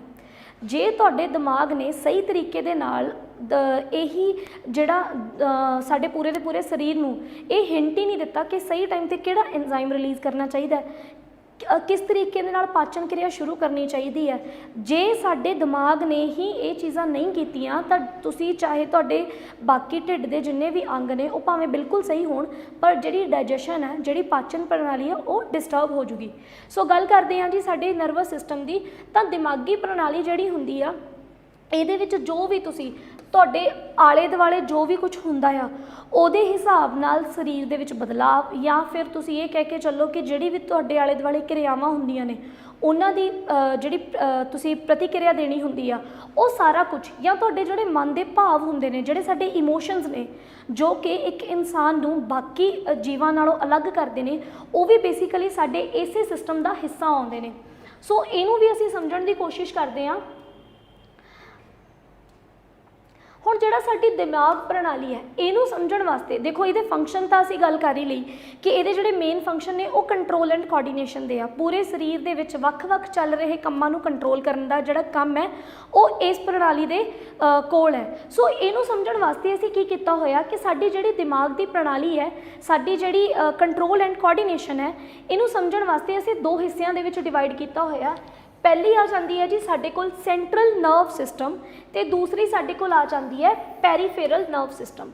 जिहड़ा साडे कोल केंद्री नस प्रणाली है ये अपने आप दे विच बहुत ही ज़्यादा ज़रूरी हो जाती है, क्योंकि इहदा जिहड़ा सीधा सीधा हिस्सा आ वो साडा दिमाग ते साडी जिहड़ी सुखमना नाड़ी जिहड़ी आ असल दे विच की आ ना, ਜਦੋਂ ਤੁਸੀਂ ਗੱਲ ਕਰਦੇ ਹੋ ਸਪਾਈਨਲ ਕੌਰਡ ਦੀ ਤਾਂ ਬਹੁਤ ਜਗ੍ਹਾ ਤੇ ਸਾਨੂੰ ਇਹ ਭੁਲੇਖਾ ਪੈ ਜਾਂਦਾ ਹੈ ਕਿ ਜਿਹੜੀ ਸਪਾਈਨਲ ਕੌਰਡ ਹੁੰਦੀ ਹੈ ਇਹ ਸਾਡੀ ਅਸਲ ਦੇ ਵਿੱਚ ਰੀੜ੍ਹ ਦੀ ਹੱਡੀ ਹੁੰਦੀ ਹੈ। ਪਰ ਹੈ ਕਿ ਰੀੜ੍ਹ ਦੀ ਜਿਹੜੀ ਹੱਡੀ ਹੁੰਦੀ ਆ ਉਹਦੇ ਵਿੱਚ ਸਾਡੇ ਕੋਲ ਸੁਖਮਨਾ ਨਾੜੀ ਜਿਹੜੀ ਆ ਉਹ ਪ੍ਰੈਜ਼ੈਂਟ ਹੁੰਦੀ ਹੈ, ਜਿਹੜੀ ਬੇਸਿਕਲੀ ਇੱਕ ਤਰ੍ਹਾਂ ਦੀਆਂ ਨਰਵਸ ਨੇ ਜੋ ਕਿ ਬ੍ਰੇਨ, ਦਿਮਾਗ ਤੇ ਸਾਡੇ ਸਰੀਰ ਦੇ ਵਿੱਚ ਫੈਲੀਆਂ ਹੋਈਆਂ ਜਿਹੜੀਆਂ ਸਾਡੀਆਂ ਪੈਰੀਫੇਰਲ ਨਰਵਸ ਨੇਗੀਆਂ ਉਹਨਾਂ ਦੇ ਵਿੱਚ ਇੱਕ ਲਿੰਕ ਦਾ ਕੰਮ ਕਰਦੇ ਨੇ। सब तो पहला तो हुण मैं गल करूँगी साडे इस दिमाग के पेरीफेरल नर्व की।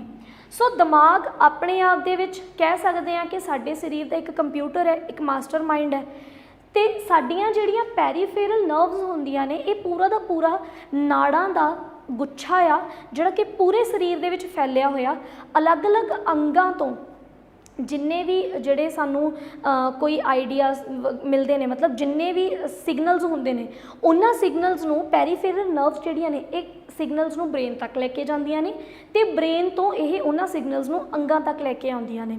जिवें एग्जाम्पल के तौर पर मैं तुहानूं दसदी हाँ, कहण नूं ते मेरे हत्थां दी जिहड़ी मूवमेंट है ये बड़ी एक सिंपल जी मूवमेंट लग रही है, पर तुसीं सोचो भी ये पिछे किड्डी वड्डी साइंस है कि मेरा जिहड़ा ब्रेन है, मतलब मैं जो बोल रही हाँ तो वो अकॉर्डिंगली मैनूं ये लग रहा है कि समझाउण लई मैं अपने हत्थ नूं इस तरीके नाल मूव करना आ, इहदा जिहड़ा सिग्नल है वो ब्रेन तक जांदा आ, फिर ब्रेन सिग्नल भेजदा आ पेरीफेरल नर्व्स के थ्रू मेरे हत्थ के मसल्स नूं ते फिर हत्थ के muscles actual they which move करते हैं।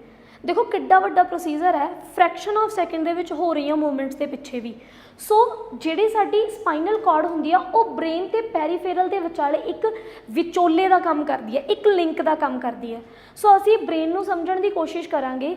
जे गल करिए इंसान दे दिमाग नूं ते इंसान दे दिमाग नूं समझना अपने आप दे विच सब तो ज़्यादा औखा है और सब तो डेलीकेट जिहड़ा ऑर्गन है वो साडा इंसानी दिमाग ही है।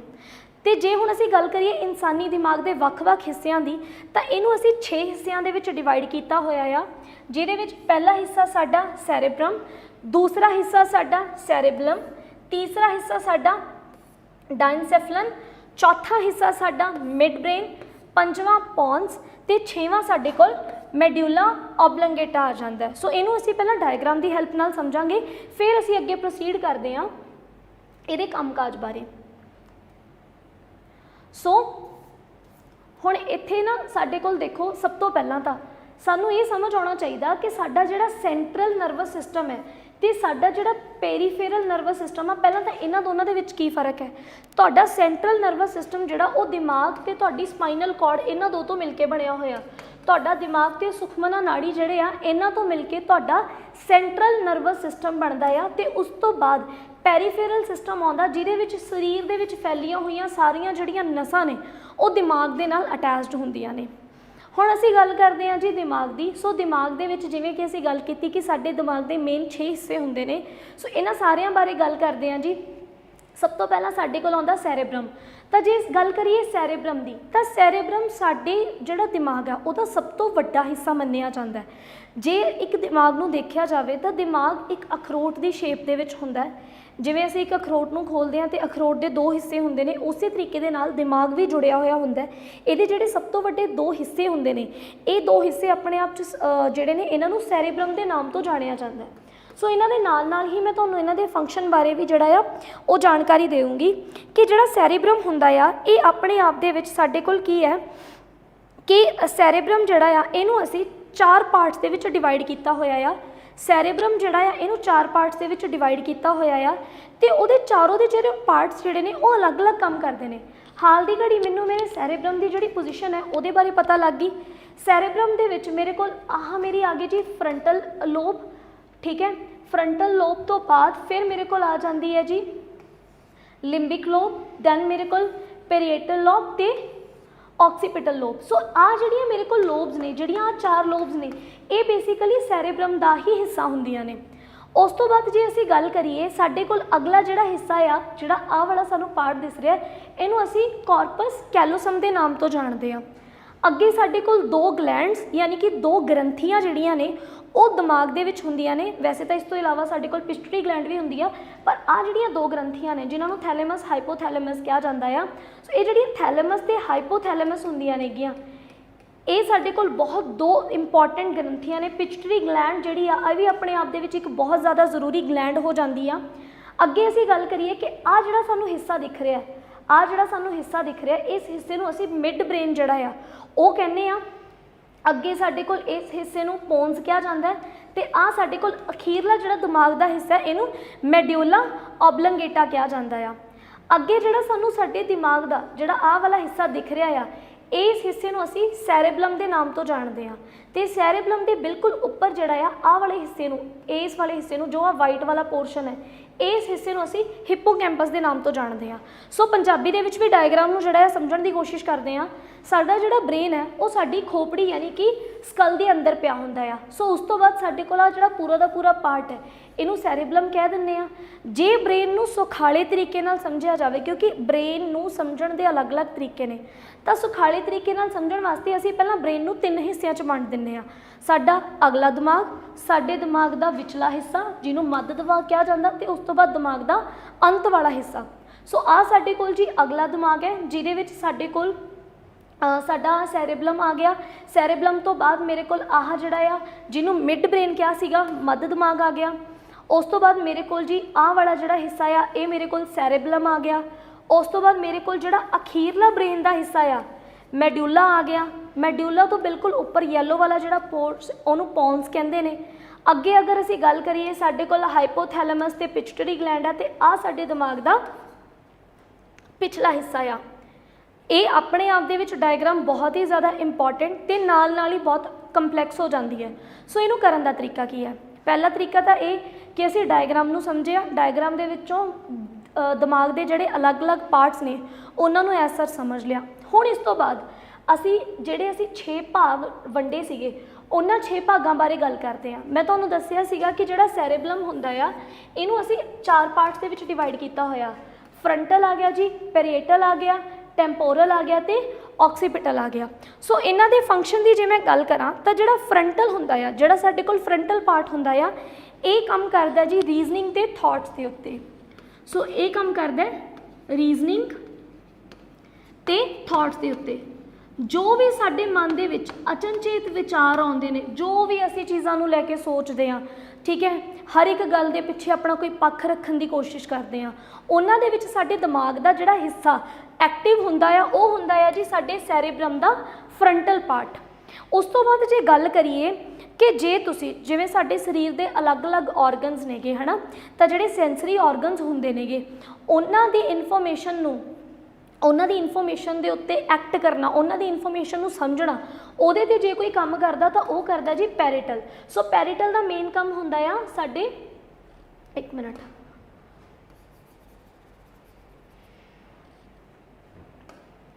ਪੈਰੀਟਲ ਦਾ ਕੰਮ ਹੁੰਦਾ ਜੀ ਸੈਂਸਰੀ ਔਰਗਨਸ ਜਿਹੜੇ ਹੁੰਦੇ ਨੇ ਉਹਨਾਂ ਦੇ ਉੱਤੇ ਜਿਹੜਾ ਮਤਲਬ ਜੋ ਵੀ ਸਾਨੂੰ ਬ੍ਰੇਨ ਨੇ ਮਤਲਬ ਸਾਡੇ ਸੈਂਸ ਔਰਗਨਸ ਨੇ ਜੋ ਵੀ ਚੀਜ਼ ਸੈਂਸ ਕੀਤੀ ਉਹਨੂੰ ਸਮਝਣਾ, ਉਹਦੇ ਤੇ ਵਿਚਾਰ ਜਿਹੜੀ ਹੁੰਦੀ ਆ ਉਹ ਸਾਰੇ ਸੈਰੇਬਲਮ ਦਾ ਸੈਕੰਡ ਪਾਰਟ ਕਰਦਾ, ਜਿਹਨੂੰ ਅਸੀਂ ਕੀ ਕਹਿੰਦੇ ਆ ਪੈਰੀਏਟਲ। ਥਰਡ ਸਾਡੇ ਕੋਲ ਆਉਂਦਾ ਹੈ ਜੀ ਟੈਂਪੋਰਲ। ਤੇ ਟੈਂਪੋਰਲ ਦਾ ਜਿਹੜਾ ਮੇਨ ਕੰਮ ਹੈ, ਜੋ ਵੀ ਤੁਸੀਂ ਸੁਣਦੇ ਹੋ, ਜੋ ਵੀ ਸੁਣ ਕੇ ਤੁਹਾਨੂੰ ਇਨਫੋਰਮੇਸ਼ਨ ਮਿਲਦੀ ਹੈ, ਠੀਕ ਹੈ, ਉਸ ਇਨਫੋਰਮੇਸ਼ਨ ਦੇ ਉੱਤੇ ਉਸ ਇਨਫੋਰਮੇਸ਼ਨ ਨੂੰ ਸਮਝਣ ਦਾ, ਪ੍ਰੋਸੈਸਿੰਗ ਕਰਨ ਦਾ ਜਿਹੜਾ ਮੇਨ ਕੰਮ ਹੁੰਦਾ ਆ ਉਹ ਹੁੰਦਾ ਆ ਜੀ ਟੈਂਪੋਰਲ ਦਾ। ਸੋ ਇਸ ਟਾਈਮ ਜੋ ਵੀ ਤੁਸੀਂ ਮੈਨੂੰ ਸੁਣ ਰਹੇ ਹੋ ਉਸ ਨੂੰ ਸਮਝਣ ਦਾ ਜਿਹੜਾ ਮੇਨ ਕੰਮ ਕਰ ਰਿਹਾ ਉਹ ਤੁਹਾਡੇ ਦਿਮਾਗ ਦਾ ਸੈਰੇਬਰਮ ਦਾ ਕਿਹੜਾ ਹਿੱਸਾ ਕਰ ਰਿਹਾ ਜੀ? ਟੈਂਪੋਰਲ। ਤੇ ਅਗਲੀ ਜੇ ਅਸੀਂ ਗੱਲ ਕਰੀਏ ਕਿ ਜਿਹੜਾ ਆਕਸੀਪਿਟਲ ਹੈ ਸਾਡੇ ਕੋਲ, ਜੋ ਤੁਸੀਂ ਦੇਖ ਰਹੇ ਹੋ, ਜੋ ਵੀ ਤੁਸੀਂ ਚੀਜ਼ਾਂ ਨੂੰ ਦੇਖ ਰਹੇ ਹੋ, ਦੇਖ ਕੇ ਜਿਹੜੀ ਚੀਜ਼ ਨੂੰ ਅਸੀਂ ਸਿੱਖਦੇ ਹਾਂ, ਸਾਡਾ ਦਿਮਾਗ ਜਿਹੜਾ ਪ੍ਰੋਸੈਸਿੰਗ ਕਰਦਾ ਆ ਉਹਨੂੰ ਕਰਦਾ ਆ ਜੀ ਆਕਸੀਪਿਟਲ। ਸੋ ਇੱਕ ਤਾਂ ਸਾਨੂੰ ਇਹ ਚੀਜ਼ ਕਲੀਅਰ ਹੋ ਗਈ। ਅੱਗੇ ਹੁਣ ਜੇ ਅਸੀਂ ਗੱਲ ਕਰੀਏ ਕਿ ਜਿਹੜਾ ਸਾਡਾ ਸੈਰੇਬਲਮ ਹੈ, ਜਿਹੜਾ ਸਾਡਾ ਬ੍ਰੇਨ ਦਾ ਸੈਰੇਬਲਮ ਆ, ਤਾਂ ਸੈਰੇਬਲਮ ਦਾ ਜਿਹੜਾ ਮੇਨ ਕੰਮ ਹੈ ਇਹ ਮੇਨ ਕੀ ਹੈ? ਸੋ ਜਿਹੜਾ ਸੈਰੇਬਲਮ ਹੁੰਦਾ ਹੈ ਨਾ ਰਾਜੇ, ਇਹ ਮੇਨ ਕੀ ਹੁੰਦਾ ਕਿ ਸਾਡੇ ਜਿਹੜੇ ਮਸਲਸ ਨੇ, ਜਿਵੇਂ ਅਸੀਂ ਮਾਸਪੇਸ਼ੀਆਂ ਦੀ ਗੱਲ ਕੀਤੀ ਸੀ, ਸੋ ਇਹਨਾਂ ਮਾਸਪੇਸ਼ੀਆਂ ਦੀ ਆਪਸ ਦੇ ਵਿੱਚ ਜਿਹੜੀ ਕੋਆਰਡੀਨੇਸ਼ਨ ਹੁੰਦੀ ਆ, ਉਹਨਾਂ ਕੋਆਰਡੀਨੇਸ਼ਨ ਦਾ ਜਿਹੜਾ ਦੇਖਣ ਦਾ ਕੰਮ ਹੁੰਦਾ ਉਹ ਬੇਸਿਕਲੀ ਸਾਡੇ ਸੈਰੇਬਲਮ ਦਾ ਕੰਮ ਹੁੰਦਾ। सो जिहड़े साडे मसल्स ने, साडियां जिहड़ियां मांसपेशियां ने, ਉਹਨਾਂ ਦਾ ਜਿਹੜਾ ਕੰਟਰੋਲ ਹੈ ਉਹ ਸਾਰਾ ਕਿਹਦੇ ਕੋਲ ਆ? ਸਾਡੇ ਸੈਰੀਬਲਮ ਕੋਲ ਹੈ। ਅੱਗੇ ਹੁਣ ਜੇ ਅਸੀਂ ਗੱਲ ਕਰੀਏ ਕਿ ਸਾਡੇ ਕੋਲ ਤੀਸਰਾ ਜਿਹੜਾ ਹਿੱਸਾ ਆ ਜਾਂਦਾ ਜਿਹਨੂੰ ਅਸੀਂ ਡਾਇਨਸੈਫਲਨ ਕਹਿ ਦਿੰਦੇ ਆ, ਇਹਦੇ ਵਿੱਚ ਸਾਡੇ ਕੋਲ ਦੋ ਆ ਜਾਂਦੇ ਨੇ। ਇੱਕ ਆ ਜਾਂਦਾ ਜੀ ਤੁਹਾਡੇ ਕੋਲ ਥੈਲੇਮਸ ਤੇ ਦੂਸਰਾ ਤੁਹਾਡੇ ਕੋਲ ਆ ਜਾਂਦਾ ਹਾਈਪੋਥੈਲੇਮਸ। ਤਾਂ ਹੁਣ ਜਿਹੜਾ ਥੈਲੇਮਸ ਆ, ਥੈਲੇਮਸ ਨੇ ਕੀ ਕਰਨਾ ਹੈ? जो भी सेंस ऑर्गनस ने इन्फॉर्मेशन वगैरह भेजी आ, इनू डायरैक्ट करता है, तो इनू डायरैक्ट करके किहदे कोल भेज दिंदा है जी?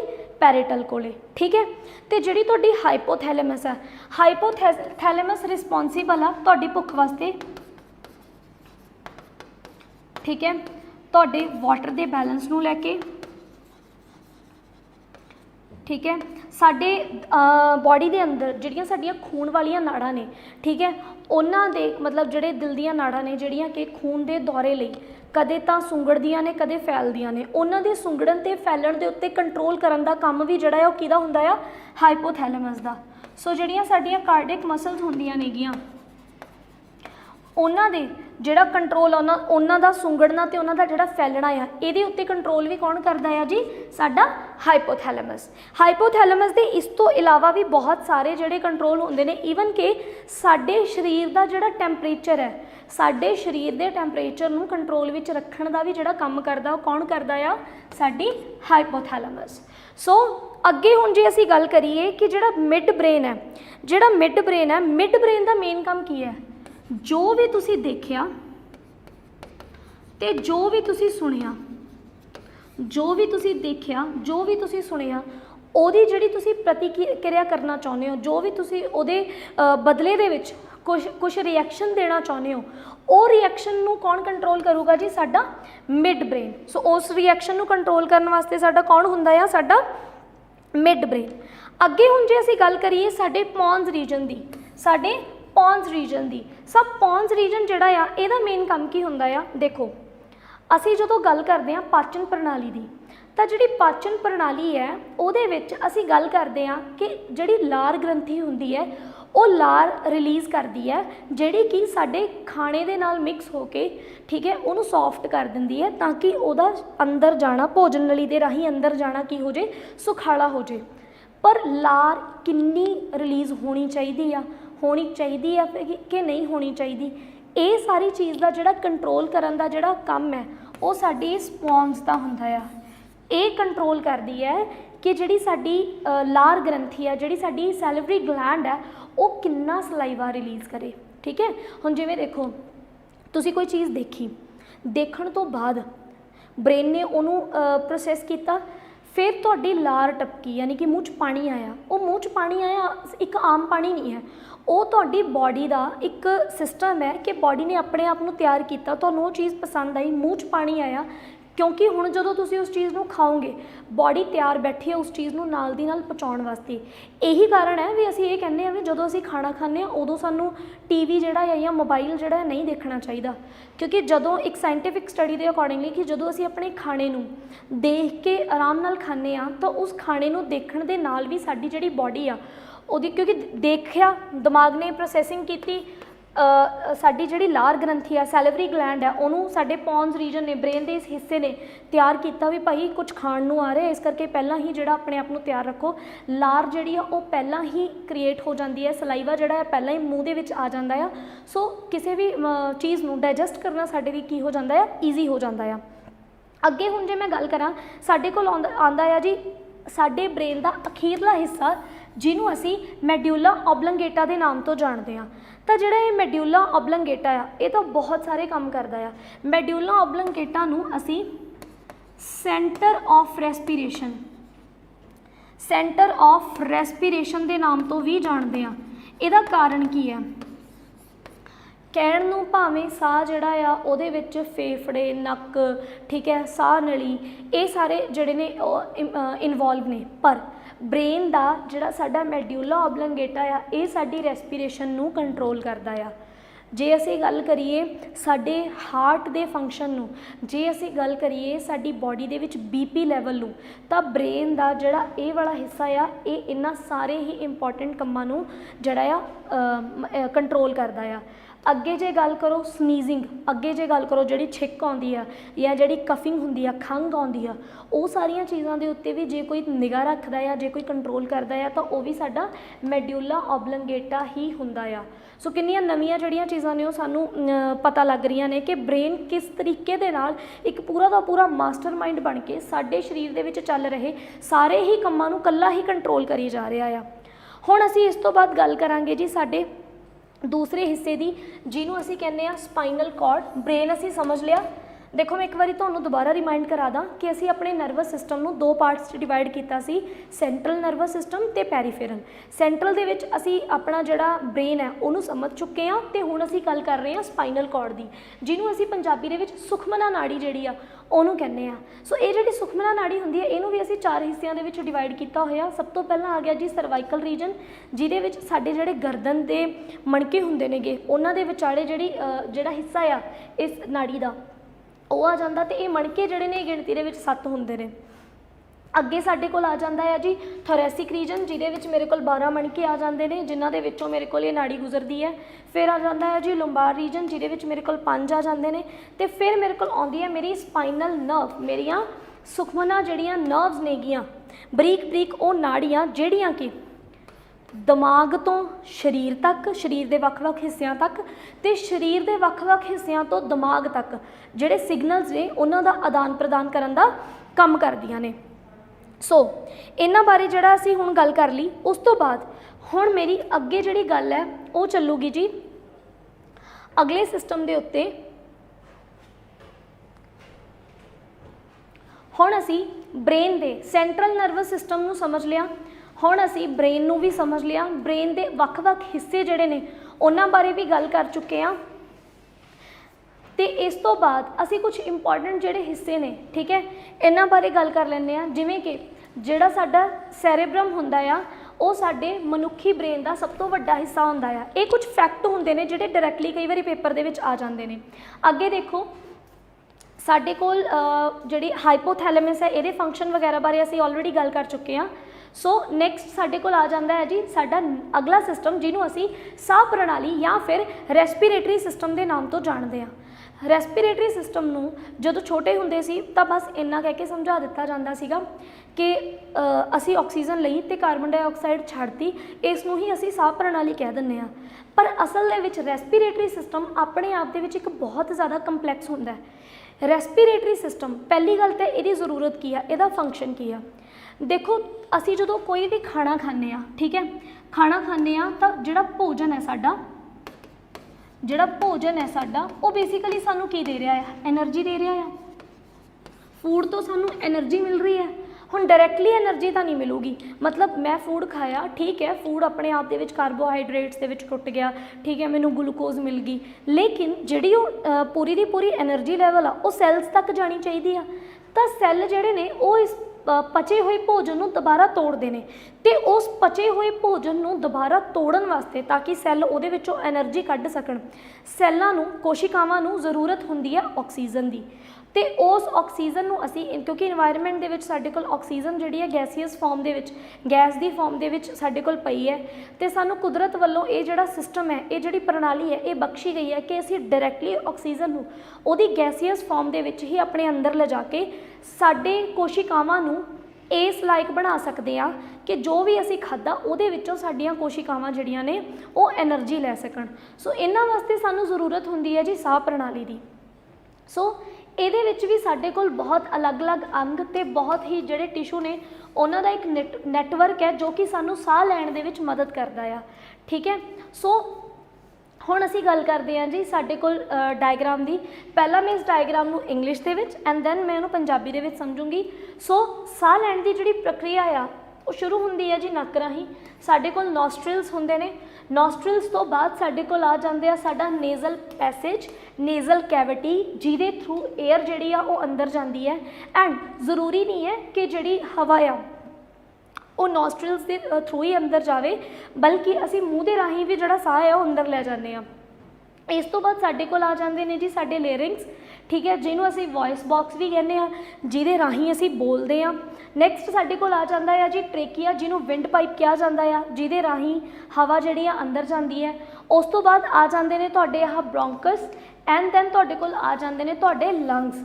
ਤੇ ਜੇ ਹੁਣ ਗੱਲ ਕਰੀਏ ਲੰਗਸ ਦੀ ਤਾਂ ਕਿਉਂਕਿ ਇਹਨਾਂ ਲੰਗਸ ਦੇ ਵਿਚਾਲੇ ਇੱਥੇ ਹਾਰਟ ਨੇ ਫਿੱਟ ਹੋਣਾ ਹੁੰਦਾ ਆ, ਇਸ ਕਰਕੇ ਸਾਡਾ ਜਿਹੜਾ ਲੈਫਟ ਲੰਗ ਹੁੰਦਾ ਆ ਉਹ ਰਾਈਟ ਲੰਗ ਨਾਲੋਂ, ਜਿਹੜਾ ਸਾਡਾ ਖੱਬਾ ਫੇਫੜਾ ਹੁੰਦਾ ਆ ਉਹ ਸੱਜੇ ਫੇਫੜੇ ਨਾਲੋਂ ਥੋੜ੍ਹਾ ਜਿਹਾ ਛੋਟਾ ਹੁੰਦਾ ਆ ਸਾਈਜ਼ ਦੇ ਵਿੱਚ। ਦੂਸਰੀ ਗੱਲ ਜੇ ਅਸੀਂ ਕਰੀਏ ਕਿ ਜਿਹੜੇ ਫੇਫੜੇ ਹੁੰਦੇ ਨੇ ਇਹ ਦੋ ਹੁੰਦੇ ਨੇ ਤੇ ਇਹਨਾਂ ਫੇਫੜਿਆਂ ਦੇ ਨੀਚੇ ਸਾਡੇ ਕੋਲ ਇੱਕ ਡਿਸਕ ਲਾਈਕ ਸਟਰਕਚਰ ਹੁੰਦੀ ਆ, ਇੱਕ ਕੁਸ਼ਨ ਲਾਈਕ, ਜਿਵੇਂ ਛੋਟਾ ਜਿਹਾ ਸਰਾਣਾ ਹੁੰਦਾ ਆ ਉਸ ਤਰ੍ਹਾਂ ਦੀ ਇੱਕ ਡਿਸਕ ਹੁੰਦੀ ਆ, ਜਿਸ ਡਿਸਕ ਨੂੰ ਅਸੀਂ ਡਾਇਆਫ੍ਰਾਮ ਕਹਿੰਦੇ ਆ, ਜਿਹਨੂੰ ਜੇ ਕਿ ਆਪਣੇ ਆਪ ਦੇ ਵਿੱਚ ਇੱਕ ਮਾਸਪੇਸ਼ੀਆਂ ਦੀ ਹੀ ਕੀ ਹੁੰਦੀ ਆ, ਸ਼ੀਟ ਹੁੰਦੀ ਆ। ਸੋ ਇਸੇ ਸਾਰੀ ਡਾਇਗਰਾਮ ਨੂੰ ਇੱਕ ਵਾਰੀ ਪੰਜਾਬੀ ਦੇ ਵਿੱਚ ਵੀ ਸਮਝ ਲੈਂਦੇ ਆ ਕਿ ਤੁਸੀਂ ਨਾਸਾ ਜਾਂ ਫਿਰ ਮੂੰਹ ਖੋਲ ਦੁਆਰਾ ਸਾਹ ਲੈਂਦੇ ਹੋ, ਉਸ ਤੋਂ ਬਾਅਦ ਸਾਹ ਨਲੀ ਰਾਹੀਂ ਉਹ ਜਿਹੜੀ ਹਵਾ ਆ ਉਹ ਅੰਦਰ ਜਾਂਦੀ ਹੈ। ਉਸ ਤੋਂ ਬਾਅਦ ਸਾਡੇ ਕੋਲ ਇੱਥੇ ਕਾਰਟਿਲੇਜ ਦੇ ਕੁਝ ਛੱਲੇ ਜਿਹੜੇ ਨੇ ਉਹ ਵੀ ਪ੍ਰੈਜ਼ੈਂਟ ਹੁੰਦੇ ਨੇ, ਜਿਨ੍ਹਾਂ ਦੇ ਫੰਕਸ਼ਨ ਬਾਰੇ ਅੱਗੇ ਜਾ ਕੇ ਗੱਲ ਕਰਾਂਗੇ। ਇਸ ਤੋਂ ਬਾਅਦ ਸਾਡੇ ਕੋਲ ਜੀ ਲੇਰਿੰਗਸ ਜਾਂ ਕੰਠ, ਜਿਹਨੂੰ ਕਿ ਅਸੀਂ ਲੇਰਿੰਗਸ ਕਿਹਾ ਸੀ, ਉਹ ਆ ਗਿਆ। ਫਿਰ ਮੇਰੇ ਕੋਲ ਆ ਗਿਆ ਜੀ ਬ੍ਰੌਂਕਾਈ, ਠੀਕ ਹੈ, ਬ੍ਰੌਂਕੀਓਲ ਆ ਗਏ। ਫਿਰ ਮੇਰੇ ਕੋਲ ਆ ਗਿਆ ਜਿਹੜੇ ਮੇਰੇ ਦੋ ਫੇਫੜੇ ਨੇ, ਤੇ ਉਸ ਤੋਂ ਬਾਅਦ ਫੇਫੜੇ ਦੇ ਬਾਹਰ ਉਹਨਾਂ ਨੂੰ ਪ੍ਰੋਟੈਕਟ ਕਰਨ ਵਾਸਤੇ ਲੱਗੀਆਂ ਹੁੰਦੀਆਂ ਨੇ ਪਸਲੀਆਂ। ਸੋ ਹੁਣ ਅਸੀਂ ਗੱਲ ਕਰਦੇ ਹਾਂ ਕਿ ਕਿਸ ਤਰੀਕੇ ਦੇ ਨਾਲ ਸਾਡਾ ਜਿਹੜਾ ਲੰਗਸ ਦਾ ਸਿਸਟਮ ਹੈ ਉਹ ਕੰਮ ਕਰਦਾ ਆ। ਸੋ ਗੱਲ ਕਰਦੇ ਹਾਂ, ਸਭ ਤੋਂ ਪਹਿਲਾਂ ਕੀ ਹੁੰਦਾ ਹੈ ਜੀ, ਤੁਸੀਂ ਬਾਹਰੀ ਨਾਕੀਆਂ ਐਕਸਟਰਨਲ ਨੋਸਟ੍ਰਲ ਰਾਹੀਂ ਹਵਾ ਜਿਹੜੀ ਆ ਉਹ ਦਾਖਲ ਅੰਦਰ ਕੀਤੀ।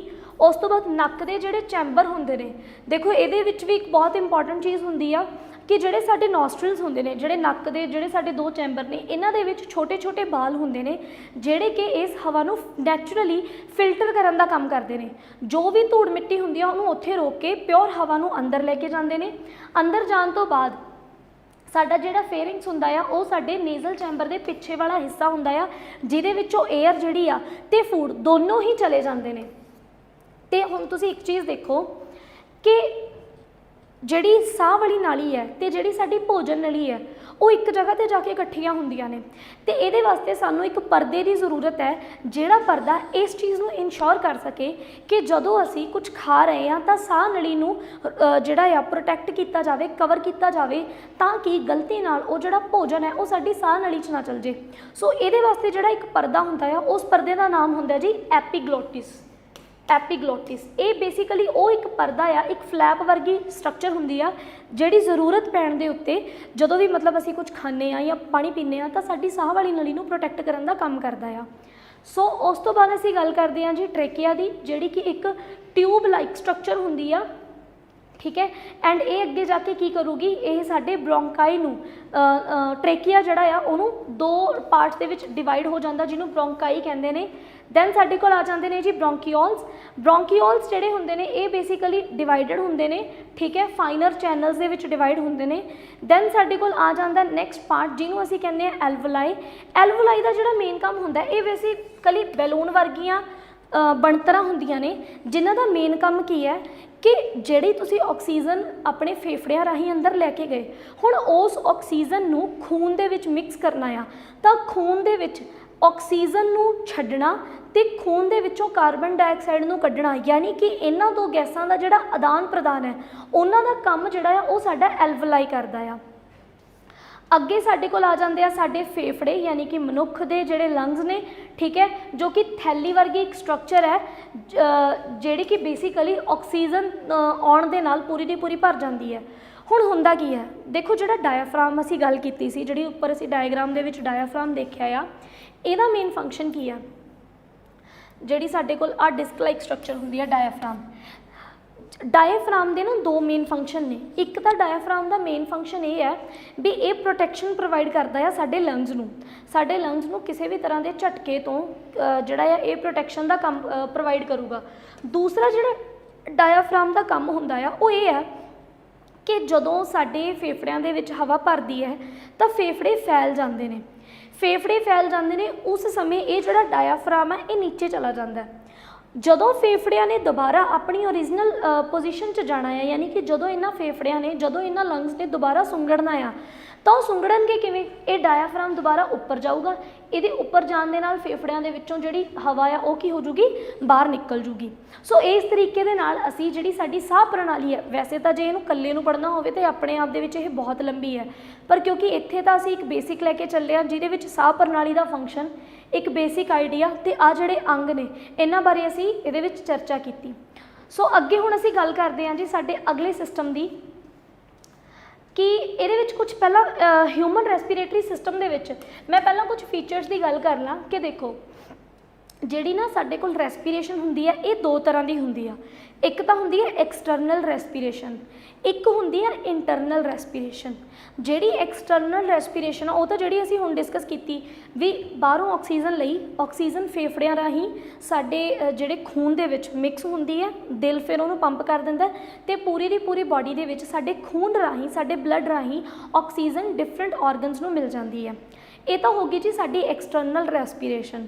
ਜਿਹੜੀ ਸਾਡੀ ਇੰਟਰਨਲ ਰੈਸਪੀਰੇਸ਼ਨ ਹੁੰਦੀ ਆ ਉਹਦੇ 'ਚ ਕੀ ਹੁੰਦਾ ਕਿ ਸਾਡੀਆਂ ਜਿਹੜੀਆਂ ਕੋਸ਼ਿਕਾਵਾਂ ਨੇ, ਸਾਡੇ ਜਿਹੜੇ ਸੈੱਲ ਨੇ, ਉਹਨਾਂ ਸੈੱਲਸ ਤੱਕ ਜਦੋਂ ਇਹ ਆਕਸੀਜਨ ਪਹੁੰਚਦੀ ਹੈ ਤੇ ਉਹਨਾਂ ਸੈੱਲਸ ਕੋਲ ਜਦੋਂ ਬਲੱਡ ਦੇ ਰਾਹੀਂ ਹੀ ਪਚਿਆ ਹੋਇਆ ਭੋਜਨ ਤੇ ਬਲੱਡ ਦੇ ਰਾਹੀਂ ਹੀ ਇਹ ਆਕਸੀਜਨ ਜਦੋਂ ਸੈੱਲਾਂ ਤੱਕ ਪਹੁੰਚਦੀ ਹੈ, ਜਦੋਂ ਕੋਸ਼ਿਕਾਵਾਂ ਤੱਕ ਪਹੁੰਚਦੀ ਹੈ ਤਾਂ ਉਹ ਸੈੱਲ ਇਹਨਾਂ ਆਕਸੀਜਨ ਦੀ ਮਦਦ ਦੇ ਨਾਲ ਜਿਹੜਾ ਭੋਜਨ ਹੈ ਉਹਨੂੰ ਫਰਦਰ ਤੋੜਦੇ ਨੇ ਤੇ ਉਹਦੇ ਵਿੱਚੋਂ ਆਪਣੀ એનર્ਜੀ ਨੂੰ ਕੱਢਦੇ ਨੇ। ਸੋ ਇਹ ਹੋ ਜਾਂਦੀ ਹੈ ਜੀ ਸਾਡੇ ਕੋਲ ਇੰਟਰਨਲ ਰੈਸਪੀਰੇਸ਼ਨ।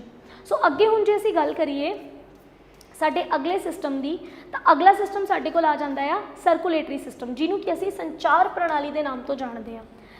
ਤਾਂ ਦੇਖੋ ਭਾਵੇਂ ਅਸੀਂ ਖਾਣਾ ਜਿਹੜਾ ਆ ਮੂੰਹ ਰਾਹੀਂ ਖਾ ਰਹੇ ਹਾਂ, ਨੱਕ ਰਾਹੀਂ ਅਸੀਂ ਹਵਾ ਜਿਹੜੀ ਆ ਉਹ ਅੰਦਰ ਲੈ ਕੇ ਜਾ ਰਹੇ ਹਾਂ, ਠੀਕ ਹੈ, ਲੇਕਿਨ ਪੂਰੇ ਦੇ ਪੂਰੇ ਸਰੀਰ ਦੇ ਵਿੱਚ ਇੱਕ ਸਾਂਝੀ ਚੀਜ਼ ਹੋਣੀ ਬਹੁਤ ਜ਼ਿਆਦਾ ਜ਼ਰੂਰੀ ਹੈ, ਜਿਹੜੀ ਕਿ ਕੀ ਕਰੂਗੀ ਸਾਡੇ ਸਰੀਰ ਦੇ ਵਿੱਚ ਜੋ ਵੀ ਤੁਸੀਂ ਖਾਧਾ ਆ, ਇੱਕ ਮਿੰਟ,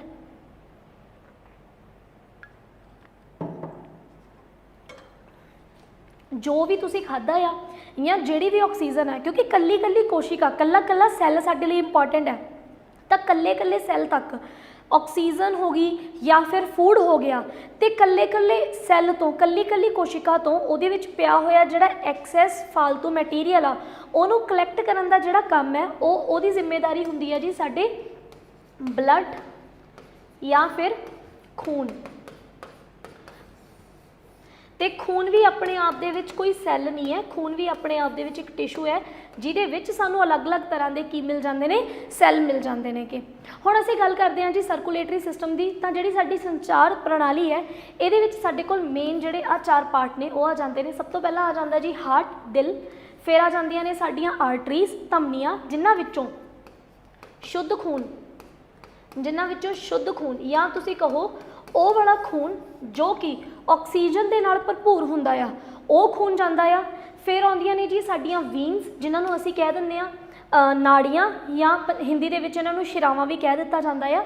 ਇਹਨਾਂ ਦੇ ਵਿੱਚੋਂ ਸਾਡਾ ਕੋਲ ਜਿਹੜਾ ਆਕਸੀਜਨ ਰਹਿਤ ਖੂਨ ਹੁੰਦਾ ਆ, ਯਾਨੀ ਕਿ ਉਹ ਵਾਲਾ ਖੂਨ ਜਿਹਦੇ ਵਿੱਚ ਕਾਰਬਨ ਡਾਈਆਕਸਾਈਡ ਹੁੰਦੀ ਆ, ਉਹ ਵਾਲਾ ਖੂਨ ਚੱਲਦਾ ਆ।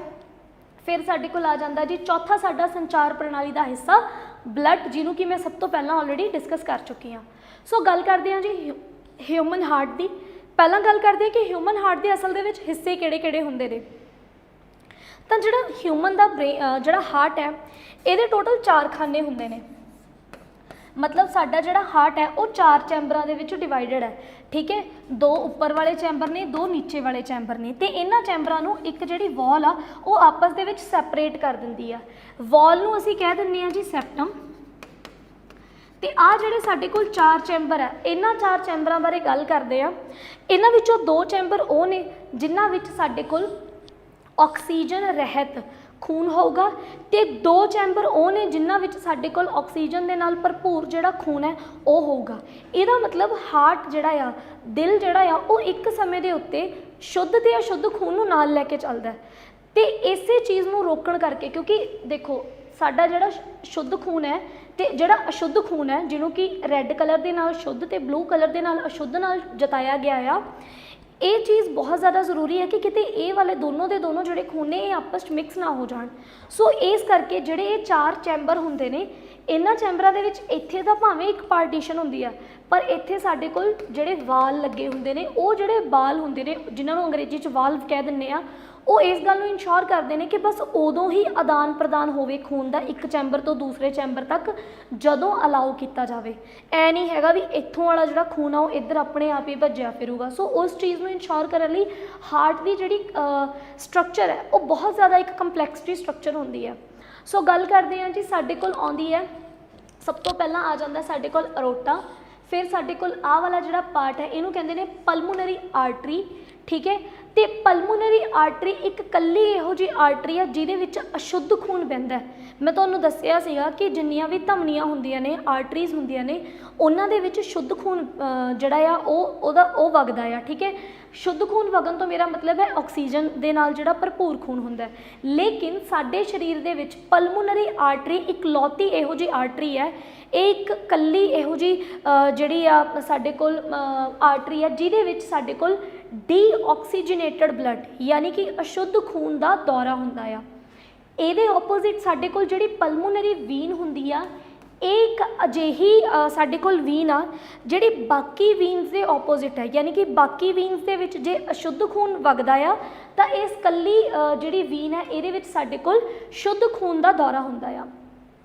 ਅੱਗੇ ਤੁਹਾਡੇ ਕੋਲ ਆ ਦਿਖ ਰਿਹਾ ਹੋਊਗਾ ਜੀ, ਆ ਸਾਡੇ ਕੋਲ ਹੈਗਾ ਇਨਫੀਰੀਅਰ ਵੈਨਾ ਕਾਵਾ, ਜਿਹਦਾ ਮੇਨ ਫੰਕਸ਼ਨ ਇਹ ਹੈ ਕਿ ਸਾਡੇ ਸਰੀਰ ਦੇ ਨਿਚਲੇ ਜਿਹੜੇ ਅੰਗ ਨੇ, ਹਾਰਟ ਤੋਂ ਨੀਚੇ ਵਾਲੇ ਜਿੰਨੇ ਵੀ ਅੰਗ ਨੇ, ਉਹਨਾਂ ਵਿੱਚੋਂ ਜਿਹੜਾ ਡੀਆਕਸੀਜਨੇਟਡ ਬਲੱਡ ਹੈ, ਉਹਨਾਂ ਵਿੱਚੋਂ ਜਿਹੜਾ ਅਸ਼ੁੱਧ ਖੂਨ ਹੈ ਉਹ ਇਸ ਰਾਹੀਂ ਹਾਰਟ ਦੇ ਵਿੱਚ ਐਂਟਰ ਕਰਦਾ ਆ। ਤੇ ਜਿਹੜੀ ਸਾਡੇ ਕੋਲ ਹੁੰਦੀ ਹੈ ਸੁਪੀਰੀਅਰ ਵੈਨਾ ਕਾਵਾ, ਇਹ ਸਾਡੇ ਸਰੀਰ ਦੇ ਜਿਹੜੇ ਉੱਪਰਲੇ ਅੰਗ ਨੇ, ਯਾਨੀ ਕਿ ਬ੍ਰੇਨ ਹੋ ਗਿਆ, ਕੰਨ ਹੋ ਗਏ, ਅੱਖਾਂ ਹੋ ਗਈਆਂ, ਇਹਨਾਂ ਵਿੱਚੋਂ ਜਿਹੜਾ ਸਾਡੇ ਕੋਲ ਡੀਆਕਸੀਜਨੇਟਡ ਬਲੱਡ ਹੁੰਦਾ ਆ, ਇਹਨਾਂ ਵਿੱਚੋਂ ਜਿਹੜਾ ਅਸ਼ੁੱਧ ਖੂਨ ਹੁੰਦਾ ਆ ਉਹ ਹਾਰਟ ਦੇ ਵਿੱਚ ਐਂਟਰ ਕਰਦਾ ਆ ਸੁਪੀਰੀਅਰ ਵੈਨਾ ਕਾਵਾ ਤੋਂ। ਦੈਨ ਸਾਡੇ ਕੋਲ ਆ ਜਾਂਦਾ ਆ ਜੀ ਰਾਈਟ ਐਟਰੀਅਮ, ਠੀਕ ਹੈ, ਲੈਫਟ ਐਟਰੀਅਮ, ਠੀਕ ਹੈ, ਜਿਹੜੇ ਕਿ ਮੇਰੇ ਕੋਲ ਆਹ ਵਾਲੇ ਦੋ ਹਿੱਸੇ ਨੇ, ਰਾਈਟ ਐਟਰੀਅਮ ਐਂਡ ਲੈਫਟ ਐਟਰੀਅਮ। ਫਿਰ ਮੇਰੇ ਕੋਲ ਨੀਚੇ ਆ ਜਾਂਦੇ ਨੇ ਜੀ ਰਾਈਟ ਵੈਂਟਰੀਕਲ ਐਂਡ ਲੈਫਟ ਵੈਂਟਰੀਕਲ। ਤੇ ਜਿਹੜੀ ਮੈਂ ਗੱਲ ਕੀਤੀ ਸੀ ਇਹਨਾਂ ਦੇ ਵਾਲਵਸ ਦੀ, ਉਹ ਵਾਲਵਸ ਮੈਂ ਇੱਥੇ ਤੁਹਾਨੂੰ ਇਸ ਪਿਕਚਰ ਦੇ ਵਿੱਚ ਦੱਸੂਗੀ ਵੀ ਆਹ ਦੇਖੋ, ਇੱਥੇ ਆਪਣੇ ਕੋਲ ਆਹ ਦੋ ਵਾਲਵ ਜਿਹੜੇ ਨੇ, ਇੱਧਰ ਵੀ ਆ ਜਿਹੜੇ ਦੋ ਵਾਲਵ ਨੇ ਇਹ ਪਏ ਨੇ, ਇਹ ਇਨਸ਼ੋਰ ਕਰਨਗੇ ਕਿ ਬਲੱਡ ਜਿਹੜਾ ਆ, ਕਿਉਂਕਿ ਇਹ ਵਾਲਵ ਉਦੋਂ ਬੰਦ ਹੋ ਜਾਣਗੇ ਜਦੋਂ ਬਲੱਡ ਦਾ ਆਦਾਨ ਪ੍ਰਦਾਨ ਨਹੀਂ ਕਰਨਾ, ਉਦੋਂ ਖੁੱਲ੍ਹ ਜਾਣਗੇ ਜਦੋਂ ਬਲੱਡ ਇੱਕ ਚੈਂਬਰ ਤੋਂ ਦੂਸਰੇ ਚੈਂਬਰ ਦੇ ਵਿੱਚ ਜਾਣਾ ਹੋਊਗਾ। ਸੋ ਇੱਥੇ ਤਾਂ ਮੈਂ ਬਲੱਡ ਦੀ ਜਿਹੜੀ ਇੱਕ ਮੇਜਰ ਮਤਲਬ ਕਿ ਜਿਹੜੀਆਂ ਡਿਫਰੈਂਟ ਚੀਜ਼ਾਂ ਨੇ ਇੱਕ ਬਲੱਡ ਦੇ ਵਿੱਚ ਉਹ ਦੇਖੀਆਂ ਨੇ। ਇਹਨੂੰ ਪੰਜਾਬੀ ਦੇ ਵਿੱਚ ਵੀ ਇੱਕ ਵਾਰ ਦੇਖ ਲੈਂਦੇ ਹਾਂ ਕਿ ਸਾਡੇ ਕੋਲ ਜਿਹੜੀਆਂ ਪਲਮੋਨਰੀ ਆਰਟਰੀ ਤੇ ਪਲਮੋਨਰੀ ਵੀਨਸ ਨੇ, ਇਹ ਬੇਸਿਕਲੀ ਕੀ ਨੇ, ਸਾਡੇ ਫੇਫੜੇ ਦੀਆਂ ਧਮਨੀਆਂ ਜਾਂ ਫੇਫੜੇ ਦੀਆਂ ਜਿਹੜੀਆਂ ਸ਼ਿਰਾਵਾਂ ਹੁੰਦੀਆਂ ਨੇ। ਉਸ ਤੋਂ ਬਾਅਦ ਸਾਡੇ ਕੋਲ ਆ ਜਾਂਦੀ ਹੈ ਜੀ ਮਹਾਧਮਣੀ, ਠੀਕ ਹੈ, ਮਹਾਧਮਣੀ ਜਿਹਨੂੰ ਕਿ ਅਰੋਟਾ ਕਹਿ ਦਿੰਦੇ ਆ। ਮਹਾਧਮਣੀ ਤੋਂ ਬਾਅਦ ਸਾਡੇ ਕੋਲ ਸੱਜਾ ਔਰੀਕਲ ਤੇ ਖੱਬਾ ਔਰੀਕਲ ਆ ਗਿਆ, ਖੱਬਾ ਵੈਂਟਰੀਕਲ ਤੇ ਸੱਜਾ ਵੈਂਟਰੀਕਲ ਆ ਗਿਆ। ਉਸ ਤੋਂ ਬਾਅਦ ਜਿਹੜੀ ਆ ਸੈਪਟਮ ਹੈ, ਜਿਹਨੂੰ ਇੰਗਲਿਸ਼ ਦੇ ਵਿੱਚ ਅਸੀਂ ਸੈਪਟਮ ਕਿਹਾ ਸੀਗਾ, ਉਹ ਸੈਪਟਮ ਇੱਥੇ ਮੈਂਸ਼ਨ ਨਹੀਂ ਹੈ, ਇੱਥੇ ਸੈਪਟਮ ਹੁੰਦੀ ਹੈ। ਉਸੇ ਸੈਪਟਮ ਨੂੰ ਅਸੀਂ ਪੰਜਾਬੀ ਦੇ ਵਿੱਚ ਪਰਦਾ ਦੀਵਾਰ ਕਹਿੰਦੇ ਆ, ਜਿਹੜੇ ਕਿ ਇਹਨਾਂ ਚੈਂਬਰਾਂ ਨੂੰ ਆਪਸ ਦੇ ਵਿੱਚ ਡਿਵਾਈਡ ਕਰਨ ਦਾ ਕੰਮ ਕਰਦੀ ਹੈ। ਸੋ ਇੱਥੋਂ ਤਾਂ ਮੈਨੂੰ ਇੱਕ ਹਾਰਟ ਦਾ ਜਿਹੜਾ ਬੇਸਿਕ ਜਿਹਾ ਆਈਡੀਆ ਸੀ ਉਹ ਹੋ ਗਿਆ। ਹੁਣ ਮੈਂ ਆਪਣੇ ਸਰਕੂਲੇਟਰੀ ਸਿਸਟਮ ਨੂੰ ਸਮਝਣ ਦੀ ਕੋਸ਼ਿਸ਼ ਕਰੂੰਗੀ ਇੱਕ ਫਲੋ ਚਾਰਟ ਦੇ ਰਾਹੀਂ। ਤੇ ਇਸ ਫਲੋ ਚਾਰਟ ਨੂੰ ਮੈਂ ਅਗਰ ਤੁਹਾਨੂੰ ਸਲੀਕੇ ਨਾਲ ਸਮਝਾਉਣ ਦੇ ਵਿੱਚ ਕਾਮਯਾਬ ਹੋਗੀ ਤਾਂ ਸਰਕੂਲੇਟਰੀ ਸਿਸਟਮ ਦਾ ਜਿਹੜਾ ਪੂਰਾ ਦਾ ਪੂਰਾ ਇੱਕ ਡਾਇਰੈਕਸ਼ਨ ਹੈ ਉਹ ਸਾਡੇ ਦਿਮਾਗ ਦੇ ਵਿੱਚ ਬੈਠ ਜੂਗੀ। ਸੋ ਗੱਲ ਕਰਦੇ ਹਾਂ ਜੀ ਲੰਗਸ ਤੋਂ। ਤਾਂ ਲੰਗਸ ਜਿਹੜੇ ਨੇ, ਫੇਫੜਿਆਂ ਨੇ ਕੀ ਕੰਮ ਕੀਤਾ ਸੀਗਾ, ਫੇਫੜਿਆਂ ਨੇ ਆਕਸੀਜਨ ਲਿਆਂਦੀ ਸੀ। ਹੁਣ ਫੇਫੜਿਆਂ ਦੇ ਵਿੱਚੋਂ ਜਿਹੜੀ ਆਕਸੀਜਨ ਆ ਉਹ ਕਿਹਦੇ ਵਿੱਚ ਆ ਜਾਂਦੀ ਹੈ ਜੀ, ਪਲਮੋਨਰੀ ਵੀਨ ਦੇ ਵਿੱਚ, ਯਾਨੀ ਕਿ ਸਾਡੀਆਂ ਜਿਹੜੀਆਂ ਫੇਫੜੇ ਦੀਆਂ ਸ਼ਿਰਾਵਾਂ ਹੁੰਦੀਆਂ ਨੇ ਇਹਨਾਂ ਵਿੱਚੋਂ ਆਕਸੀਜਨੇਟਡ ਜਿਹੜਾ ਬਲੱਡ ਹੈ, ਸਾਫ਼ ਖੂਨ ਹੈ, ਠੀਕ ਹੈ, ਉਹ ਆਏਗਾ। ਸਾਫ਼ ਖੂਨ ਜਿਹੜਾ ਆ ਪਲਮੋਨਰੀ ਵੀਨ ਤੋਂ ਕਿਹਦੇ ਵਿੱਚ ਜਾਊਗਾ, ਸਾਡੇ ਲੈਫਟ ਐਟਰੀਅਮ ਦੇ ਵਿੱਚ, ਸਾਡੇ ਖੱਬੇ ਐਟਰੀਅਮ ਦੇ ਵਿੱਚ। ਸੋ ਖੱਬੇ ਐਟਰੀਅਮ ਤੋਂ ਦੇਖੋ, ਫੇਫੜੇ ਤੋਂ ਪਲਮੋਨਰੀ ਵੀਨ ਤੋਂ ਲੈਫਟ ਐਟਰੀਅਮ ਦੇ ਵਿੱਚ ਜਦੋਂ ਸਾਡਾ ਆਕਸੀਜਨੇਟਡ ਬਲੱਡ ਐਂਟਰ ਕਰ ਜਾਂਦਾ ਆ, ਦੈਨ ਉਸ ਤੋਂ ਬਾਅਦ ਉਹ ਜਾਂਦਾ ਆ ਸਾਡੇ ਲੈਫਟ ਵੈਂਟਰੀਕਲ ਦੇ ਵਿੱਚ। ਲੈਫਟ ਵੈਂਟਰੀਕਲ ਦੇ ਵਿੱਚ ਜਾਣ ਤੋਂ ਬਾਅਦ ਜਿਹੜਾ ਇਹ ਆਕਸੀਜਨੇਟਡ ਬਲੱਡ ਹੈ ਇਹ ਅਰੋਟਾ ਦੇ ਥਰੂ ਸਾਡੇ ਡਿਫਰੈਂਟ ਬੋਡੀਜ਼ ਦੇ ਟਿਸ਼ੂਜ਼ ਨੂੰ ਜਾਂ ਕੋਸ਼ਿਕਾਵਾਂ यानी कि डिफरेंट टिश्यूज़ ते सैल्स नूं मिलदा आ, कोशिकावां नूं मिलदा आ, जिथे इस ऑक्सीजनेटेड ब्लड नूं यूज़ किया जाता है उन्हां कोशिकावां दे वल्लों अपने फंक्शनस वास्ते, अपने कम्मां वास्ते। उस तो बाद साडे जिहड़े शरीर की वैना कैवा हुंदी है, यानी कि हुण एक चीज़ होर, अरोटा तो बाद ना जिहड़े साडे पूरे दे पूरे शरीर दे विच आर्टरीज़ जिहड़ियां ने वो फैलियां हुंदियां नेगियां, धमनियां जिहड़ियां ने वो फैलियां हुंदियां ने, ते इन्हां धमनियां दे राहीं पूरे दे पूरे शरीर नूं जिहड़ा ऑक्सीजनेटेड ब्लड है वो मिल जाता है। हुण उस तो बाद की हुंदा कि जदों डीऑक्सीजनेटेड ब्लड की वारी आउंदी आ तां डीऑक्सीजनेटेड जिहड़ा ब्लड है वो वीन्स दे विच जांदा आ, ठीक है, शिरावां दे विच जांदा आ, ते शिरावां दे विच जाण तो बाद जदों हार्ट की बारी आऊगी तां हार्ट दे वेना कैवा दे विच जाऊगा, जिन्हों असीं महाशिरा कहने आ। वेना कैवा दे विचों हो जाऊगा जी राइट एट्रीयम दे विच, राइट एट्रीयम तो जाऊगा राइट वेंट्रिकल दे विच।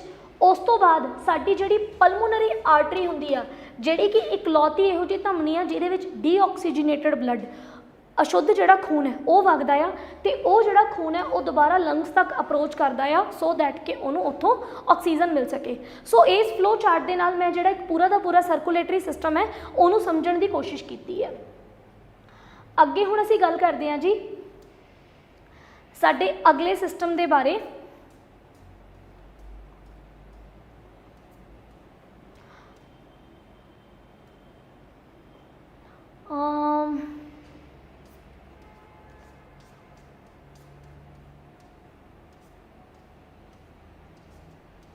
अगला सिस्टम आ जाता जी साडा पाचन प्रणाली का सिस्टम, जिन्हों कि असीं डाइजेस्टिव सिस्टम के नाम तो भी जानते हैं। तो हुण जिहड़ा ये डाइजेस्टिव सिस्टम है ये सानू बहुत ही ज़्यादा सुखाला एक सिस्टम लगता है, कारण क्योंकि छोटे हुंदे तो जो साइंस पढ़नी शुरू की है उदों तो पाचन प्रणाली जिहड़ी है पढ़ाई जा रही है। सो पाचन प्रणाली अपने आप दे विच की आ, साडे शरीर नूं अपणियां वख-वख क्रियावां करन दे लई एनर्जी की जरूरत हुंदी है, ऊर्जा की जरूरत हुंदी है, तो वो ऊर्जा असी जिहड़ी है वो फूड खा के, भोजन खा के प्राप्त करते हैं। हुण तुसीं भोजन खाया तो उस भोजन नूं शरीर ने तोड़ के उहदे विच्चों जिहड़े जरूरी चीज़ां सीगियां शरीर ने कढ लियां, ते जिहड़ियां बाकी बचियां होईयां चीज़ां ने जिन्हां दी शरीर नूं बिल्कुल भी जरूरत नहीं है उन्हां नूं शरीर ने शरीर तो बाहर कढ़ता। सो इस पूरे दे पूरे प्रोसैस नूं असीं पाचन प्रणाली दे विच पढ़दे हां। सो पाचन प्रणाली की जे असीं गल करिए तां जिहड़ा साडा डाइजेस्टिव सिस्टम है ये शुरुआत हो जाती है जी साडे माउथ तो, साडे माउथ तो शुरुआत हो जाती है। अगे जाके साडे कोल आ जांदियां ने जी सैलिवरी ग्लैंड्स जो कि सलाइवा सक्रीट करनगे, ठीक है। साडियां ग्रंथियां, किहड़ी ग्रंथि साडी आ जूगी जी ये लार ग्रंथि, लार ग्रंथि आ जूगी जिहड़ी कि की काम करूगी, जिहड़ी की काम करूगी जदों भी असी भोजन खावांगे यह लार नूं सलाइवा नूं रिलीज़ करूगी, जिहड़ा कि भोजन दे नाल मिल के उस भोजन नूं तोड़न दा काम करूगा, ठीक है। उस तो बाद आ जाती है जी साडे कोल एसोफेगस जिन्हों फूड पाइप भी कह दिंदे आ। फूड पाइप तो बाद साडे कोल एक पासे आ जाता है लिवर, दूसरे पासे आ जाता है साडा स्टमक, दैन साडे कोल आ जिहड़ा ग्रीन वाला पोर्शन है, ठीक है, ये आ जाती है गॉल ब्लैडर, ठीक है। फिर साडे कोल आ जाते हैं जी पैंक्रियास, आ साडे कोल इत्थे पैंक्रियास पए ने। साडे कोल आ जांदियां ने दो इंटेस्टाइनस, लार्ज इंटेस्टाइन, ठीक है, एंड स्मॉल इंटेस्टाइन। तो उस तो बाद साडे कोल आ जांदा अपेंडिक्स जो कि साडी बॉडी का एक वेस्टिजियल ऑर्गन है, एक अजिहा ऑर्गन जिहदा कोई काम नहीं है, बस प्रेजेंट है। उस तो बाद आ जांदा जी रैक्टम, तो फिर आ जांदी है एनस। पंजाबी दे विच जे असीं गल करिए तो साडे कोल मूँह दे विच साडे कोल एक तो जीभ ते साडियां जिहड़ियां लार ग्रंथियां ने ये बहुत ज़्यादा जरूरी हो जांदियां ने। अगे गल करते हैं जी भोजन नली, जिन्हों अंग्रेजी दे विच मैं एसोफेगस या फिर फूड पाइप के नाम तो जानती हाँ। दैन मेरे को आ जाता है जी मेरा लिवर जिन्हों कि जिगर के नाम तो जानिया जाता है। फिर आ जाता है स्टमक जिन्हों कि मैं मैदा कहा पंजाबी दे विच। फिर मेरे को वड्डी आंदर ते छोटी आंदर ये आ जांदियां ने। अगे मेरे को आ जाता पैंक्रिया जिन्हों कि मैं लुब्बा के नाम तो लुब्बा के नाम तो जानती हाँ। फिर मेरे को आ जाता जी पित्ताकोश, पित्ताकोश को असल में गॉल ब्लैडर कहा जाता है, ठीक है। उस तो बाद आ जाता जी अपेंडिक्स जिहदा कि सानू कोई भी जरूरत जिहड़ी है हजे तक पता नहीं लगी। तो जिहड़े साडे पैंक्रियाज हुंदे ने उन्होंने असी लुब्बा के नाम तो जानते हैं। पैंक्रियाज अपने आप दे विच एक ग्रंथि हुंदी है जिहड़ी कि साडे डाइजेस्टिव जूस नूं सक्रीट करूगी ताकि साडा जिहड़ा फूड है वो डाइजेस्ट हो सके। सो ਹੁਣ ਅਸੀਂ ਗੱਲ ਕਰਦੇ ਹਾਂ ਜੀ ਡਾइजेस्टिव सिस्टम ਦੀ। सो डाइजेस्टिव सिस्टम का भी आई थिंक मैं फ्लो चार्ट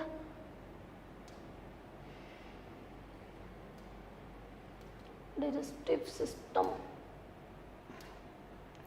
चलो डाइजेस्टिव सिस्टम ਨੂੰ ਅਸੀਂ ਇਸੇ ਤਰੀਕੇ ਨਾਲ ਸਮਝਣ ਦੀ ਕੋਸ਼ਿਸ਼ ਕਰਦੇ ਹਾਂ।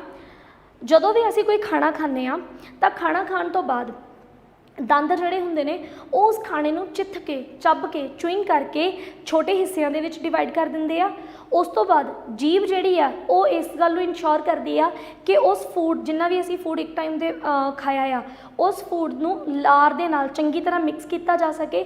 ਉਸ ਤੋਂ ਬਾਅਦ ਜਿਹੜਾ ਭੋਜਨ ਹੈ ਉਹ ਭੋਜਨ ਨਲੀ ਯਾਨੀ ਕਿ ਏਸੋਫੇਗਸ ਦੇ ਵਿੱਚ ਜਾਂਦਾ ਹੈ। ਅਤੇ ਏਸੋਫੇਗਸ ਜਿਹੜੀ ਹੁੰਦੀ ਆ ਨਾ, ਉਹਦੀ ਸਟਰਕਚਰ ਕੁਝ ਇਸ ਤਰ੍ਹਾਂ ਜਿਹੀ ਹੁੰਦੀ ਆ।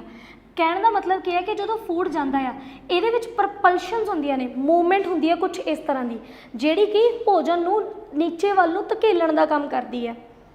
ਸੋ ਉਸ ਤੋਂ ਬਾਅਦ ਕੀ ਹੁੰਦਾ ਆ, ਉਸ ਤੋਂ ਬਾਅਦ ਸਾਡੇ ਕੋਲ ਜਿਹੜਾ ਸਾਡਾ ਜਿਹੜਾ ਏਸੋਫੇਗਸ ਹੈ, ਏਸੋਫੇਗਸ ਤੋਂ ਬਾਅਦ ਸਾਡੇ ਕੋਲ ਜਿਹੜਾ ਫੂਡ ਹੈ ਉਹ ਜਾਂਦਾ ਹੈ ਜੀ ਸਾਡੇ ਸਟਮਕ ਦੇ ਵਿੱਚ, ਸਾਡੇ ਮੈਦੇ ਦੇ ਵਿੱਚ। ਅਤੇ ਸਟਮਕ ਦੇ ਵਿੱਚ ਸਾਡੇ ਕੋਲ 3 ਚੀਜ਼ਾਂ ਜਿਹੜੀਆਂ ਨੇ ਉਹ ਬਹੁਤ ਜ਼ਿਆਦਾ ਜ਼ਰੂਰੀ ਨੇ। ਇੱਕ ਤੇ ਆ ਜਾਂਦਾ ਹੈ ਇੱਕ ਐਂਜ਼ਾਈਮ ਜਿਹਨੂੰ ਕਿ ਅਸੀਂ ਪੈਪਸਿਨ ਦੇ ਨਾਮ ਤੋਂ ਜਾਣਦੇ ਹਾਂ।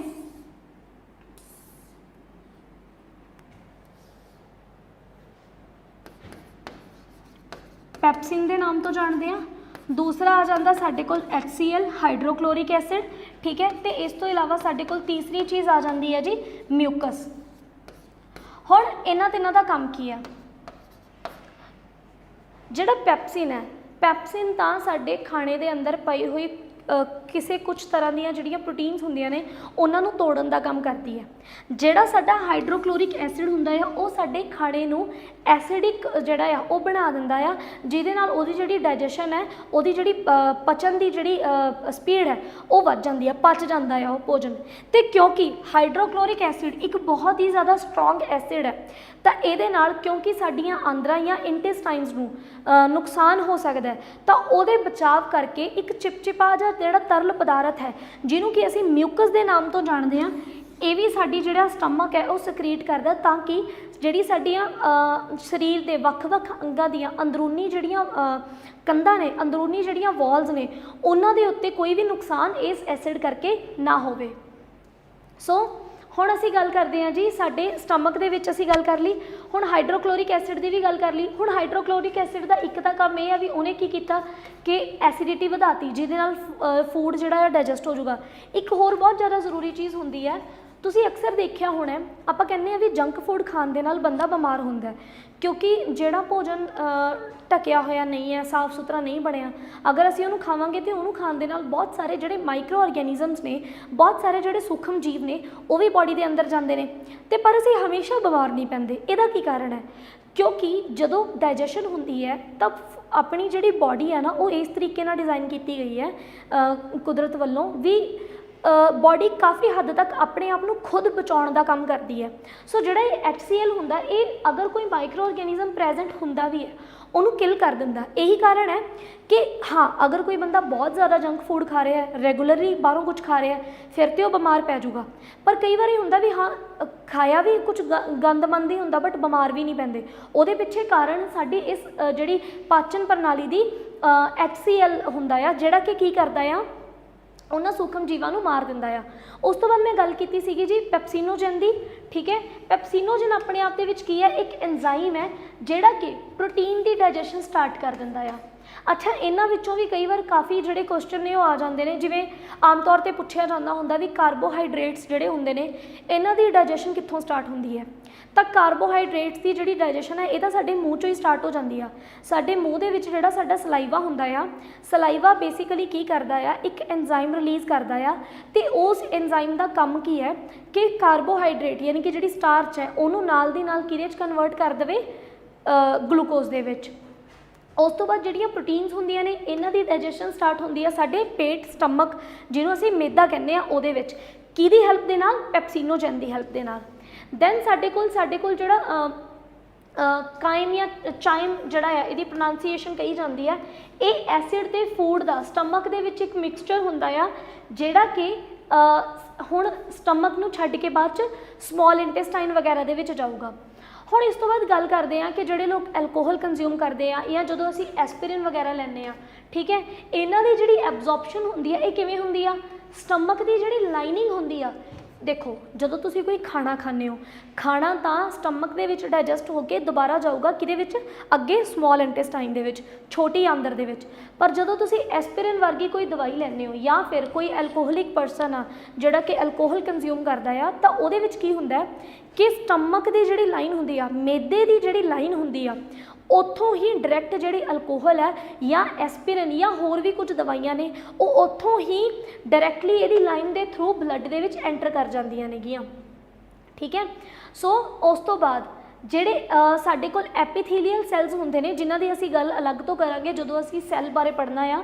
ਐਪੀਥੀਲੀਅਲ ਇੱਕ ਸੈੱਲਸ ਦੀ ਟਾਈਪ ਹੁੰਦੀ ਆ ਜਿਹੜੇ ਕਿ ਮਿਊਕਸ ਸਕਰੀਟ ਕਰਦੇ ਨੇ, ਜੋ ਕਿ ਪ੍ਰੋਟੈਕਟਿਵ ਇੱਕ ਬੈਰੀਅਰ ਦਾ ਕੰਮ ਕਰਦੀ ਆ ਸਟਮਕ ਦੇ ਐਸਿਡ। ਇਹ ਮਤਲਬ ਉਹ ਵਾਲੇ ਸੈੱਲ ਨੇ, ਐਪੀਥੀਲੀਅਲ ਉਹ ਸੈੱਲ ਨੇ ਜਿਨ੍ਹਾਂ ਨੇ ਮਿਊਕਸ ਰਿਲੀਜ਼ ਕਰਨੀ ਆ, ਜਿਨ੍ਹਾਂ ਨੇ ਮਿਊਕਸ ਰਿਲੀਜ਼ ਕਰਨੀ ਆ। ਸੋ ਸਟਮਕ ਜਾਂ ਮੈਦੇ ਦੇ ਵਿੱਚ ਜਿਹੜਾ ਵੀ ਕੁਝ ਡਾਈਜੈਸਟ ਹੋਇਆ ਹੁੰਦਾ ਆ, ਠੀਕ ਹੈ, ਉਸ ਤੋਂ ਬਾਅਦ ਜਿਹੜਾ ਖਾਣਾ ਆ ਉਹ ਆ ਜਾਂਦਾ ਆ ਸਮੋਲ ਇੰਟੈਸਟਾਈਨ, ਜਿਹਨੂੰ ਅਸੀਂ ਛੋਟੀ ਆਂਦਰ ਕਹਿੰਦੇ ਆ।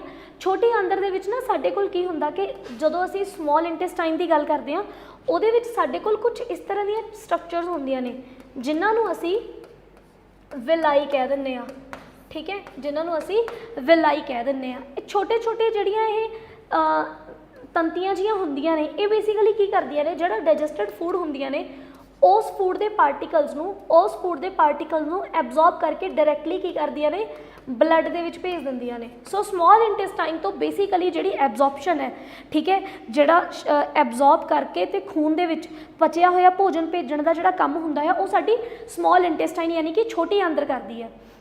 ਹੁਣ ਜਿਹੜੀ ਛੋਟੀ ਆਂਦਰ ਦੀ ਜੇ ਅਸੀਂ ਗੱਲ ਕਰੀਏ ਤਾਂ ਇਹਦੀ ਜਿਹੜੀ ਲੰਬਾਈ ਹੈ ਉਹ ਹੁੰਦੀ ਹੈ ਜੀ 22 ਫੁੱਟ ਯਾਨੀ ਕਿ 6.7 ਮੀਟਰ। ਤੇ ਛੋਟੀ ਜਿਹੜੀ ਆਂਦਰ ਹੈ ਯਾਨੀ ਕਿ ਸਮੋਲ ਇੰਟੈਸਟਾਈਨ ਆ, ਇਹਦੇ ਵੀ ਅੱਗੇ ਜਾ ਕੇ ਸਾਡੇ ਕੋਲ 3 ਪਾਰਟ ਹੁੰਦੇ ਨੇ। ਇੱਕ ਹੁੰਦਾ ਹੈ ਜੀ ਸਾਡੇ ਕੋਲ ਡਿਊਡੀਨਮ, ਦੂਜਾ ਹੁੰਦਾ ਗਾ ਜੈਜੂਨਮ ਤੇ ਤੀਸਰਾ ਹੁੰਦਾ ਗਾ ਇਲਮ। ਹੁਣ ਅਸੀਂ ਗੱਲ ਕਰਦੇ ਹਾਂ ਕਿ ਜਿਹੜੇ ਸਾਡੇ ਕੋਲ ਸ਼ੂਗਰ ਜਾਂ ਅਮੀਨੋ ਐਸਿਡਸ ਹੁੰਦੇ ਨੇ, ਕਿਉਂਕਿ ਜਿਹੜਾ ਵੀ ਖਾਣਾ ਆ ਉਹ ਸ਼ੂਗਰ ਦੇ ਵਿੱਚ ਜਾਂ ਅਮੀਨੋ ਐਸਿਡ, ਕਿਵੇਂ, ਜਿਹੜੇ ਤਾਂ ਪ੍ਰੋਟੀਨ ਸੀਗੇ ਜੀ, ਜਦੋਂ ਪ੍ਰੋਟੀਨ ਦਾ ਬ੍ਰੇਕਡਾਊਨ ਹੁੰਦਾ ਤਾਂ ਪ੍ਰੋਟੀਨ ਬਣ ਜਾਂਦੇ ਨੇ ਅਮੀਨੋ ਐਸਿਡਸ ਜਾਂ ਅਮਾਈਨੋ ਐਸਿਡਸ, ਠੀਕ ਹੈ। ਤੇ ਜਿਹੜੇ ਸਾਡੇ ਕੋਲ ਹੁੰਦੇ ਨੇ ਸਾਡੇ ਕਾਰਬੋਹਾਈਡਰੇਟਸ, ਉਹ ਕਾਹਦੇ ਵਿੱਚ ਟੁੱਟ ਜਾਂਦੇ ਨੇ, ਉਹ ਟੁੱਟ ਜਾਂਦੇ ਨੇ ਜੀ ਸਾਡੀਆਂ ਸ਼ੂਗਰ ਦੇ ਵਿੱਚ, ਸਿੰਪਲ ਸ਼ੂਗਰ ਦੇ ਵਿੱਚ, ਜਿਵੇਂ ਗਲੂਕੋਜ਼ ਹੋ ਗਈ, ਅਗਰ ਕੋਈ ਫਰੂਟ ਖਾਇਆ ਤਾਂ ਫਰਕਟੋਜ਼ ਹੋ ਗਈ।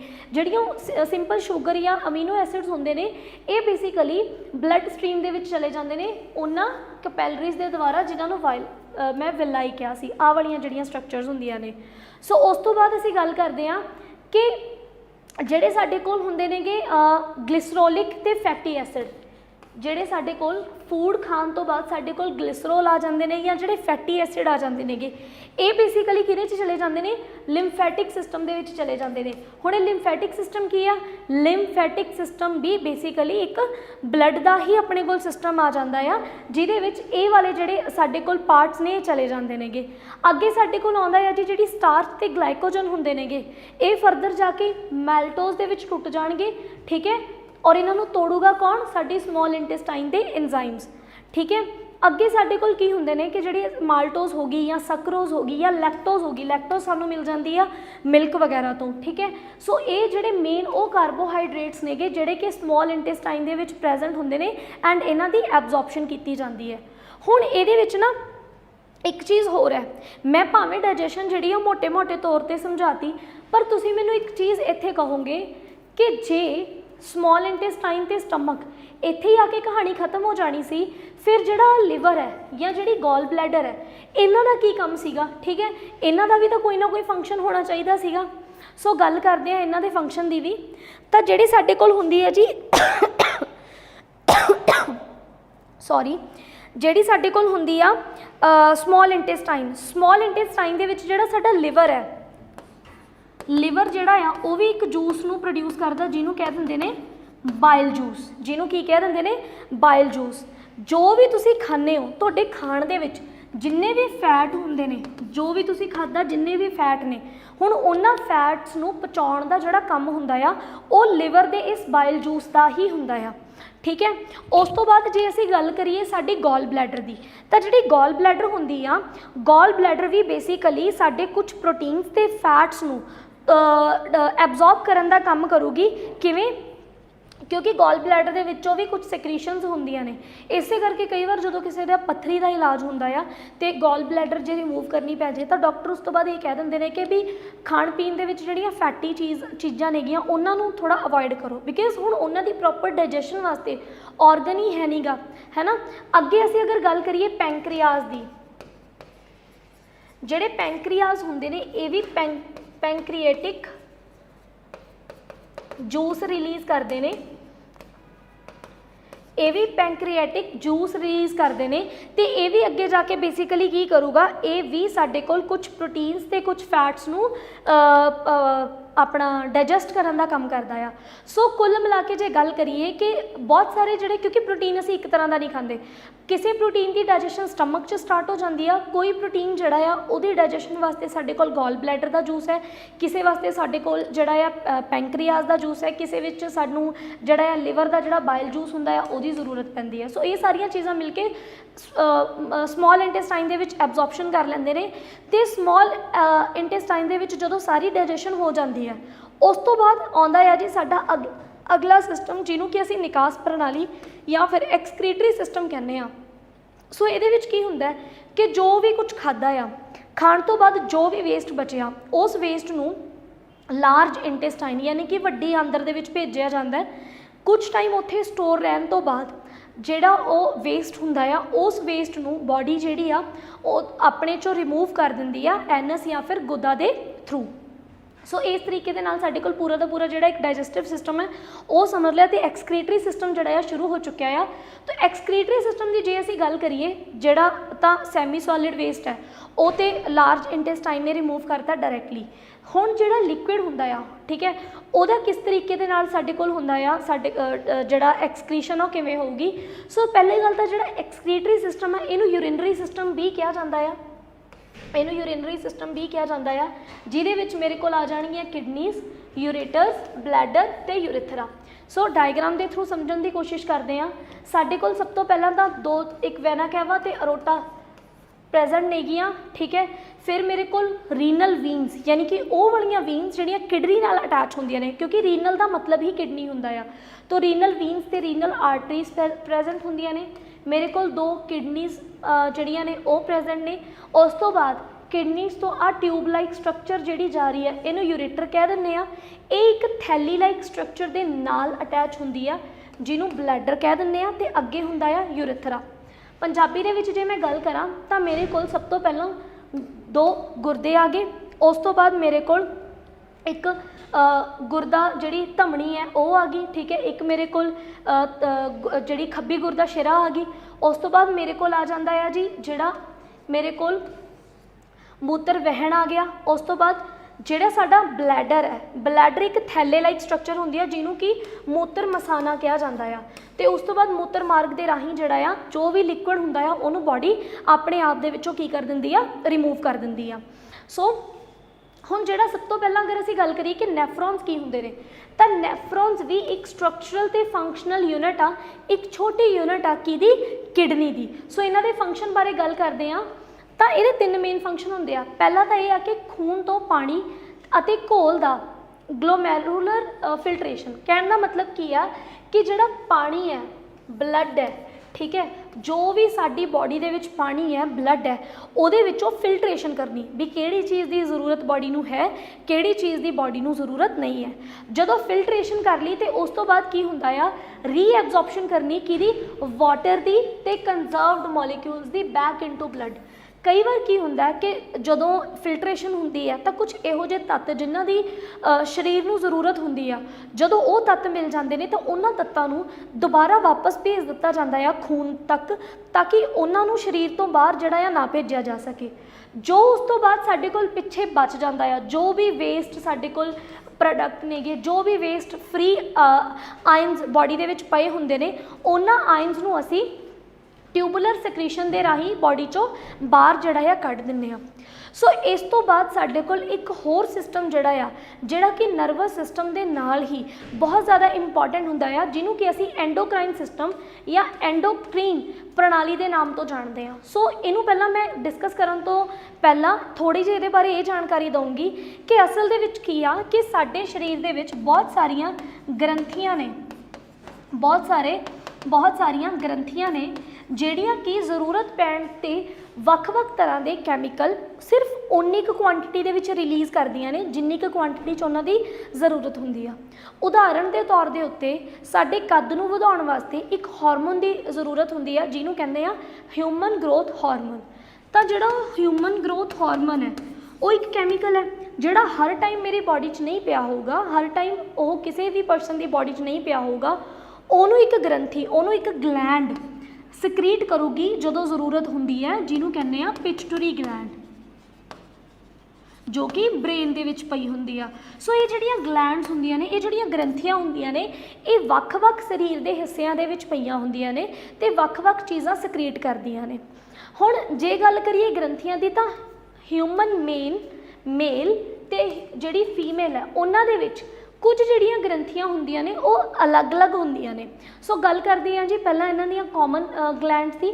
ਇੱਕ ਹੁੰਦੀ ਹੈ ਜੀ ਸਾਡੇ ਕੋਲ ਪਾਈਨੀਅਲ ਗਲੈਂਡ, ਫਿਰ ਸਾਡੇ ਕੋਲ ਪਿਚਟਰੀ ਗਲੈਂਡ ਜਾਂ ਹਾਈਪੋਥੈਲੇਮਸ ਗਲੈਂਡ ਆ ਜਾਂਦੀ ਹੈ ਜੋ ਕਿ ਦੋਨਾਂ ਦੇ ਵਿੱਚ ਹੁੰਦੀ ਹੈ, ਠੀਕ ਹੈ, ਔਰ ਇਹ ਬ੍ਰੇਨ ਦੇ ਵਿੱਚ ਹੁੰਦੀਆਂ ਨੇ। ਫਿਰ ਸਾਡੇ ਕੋਲ ਆ ਜਾਂਦੀ ਹੈ ਜੀ ਥਾਇਰੋਇਡ ਅਤੇ ਪੈਰਾਥਾਇਰੋਇਡ ਗਲੈਂਡ।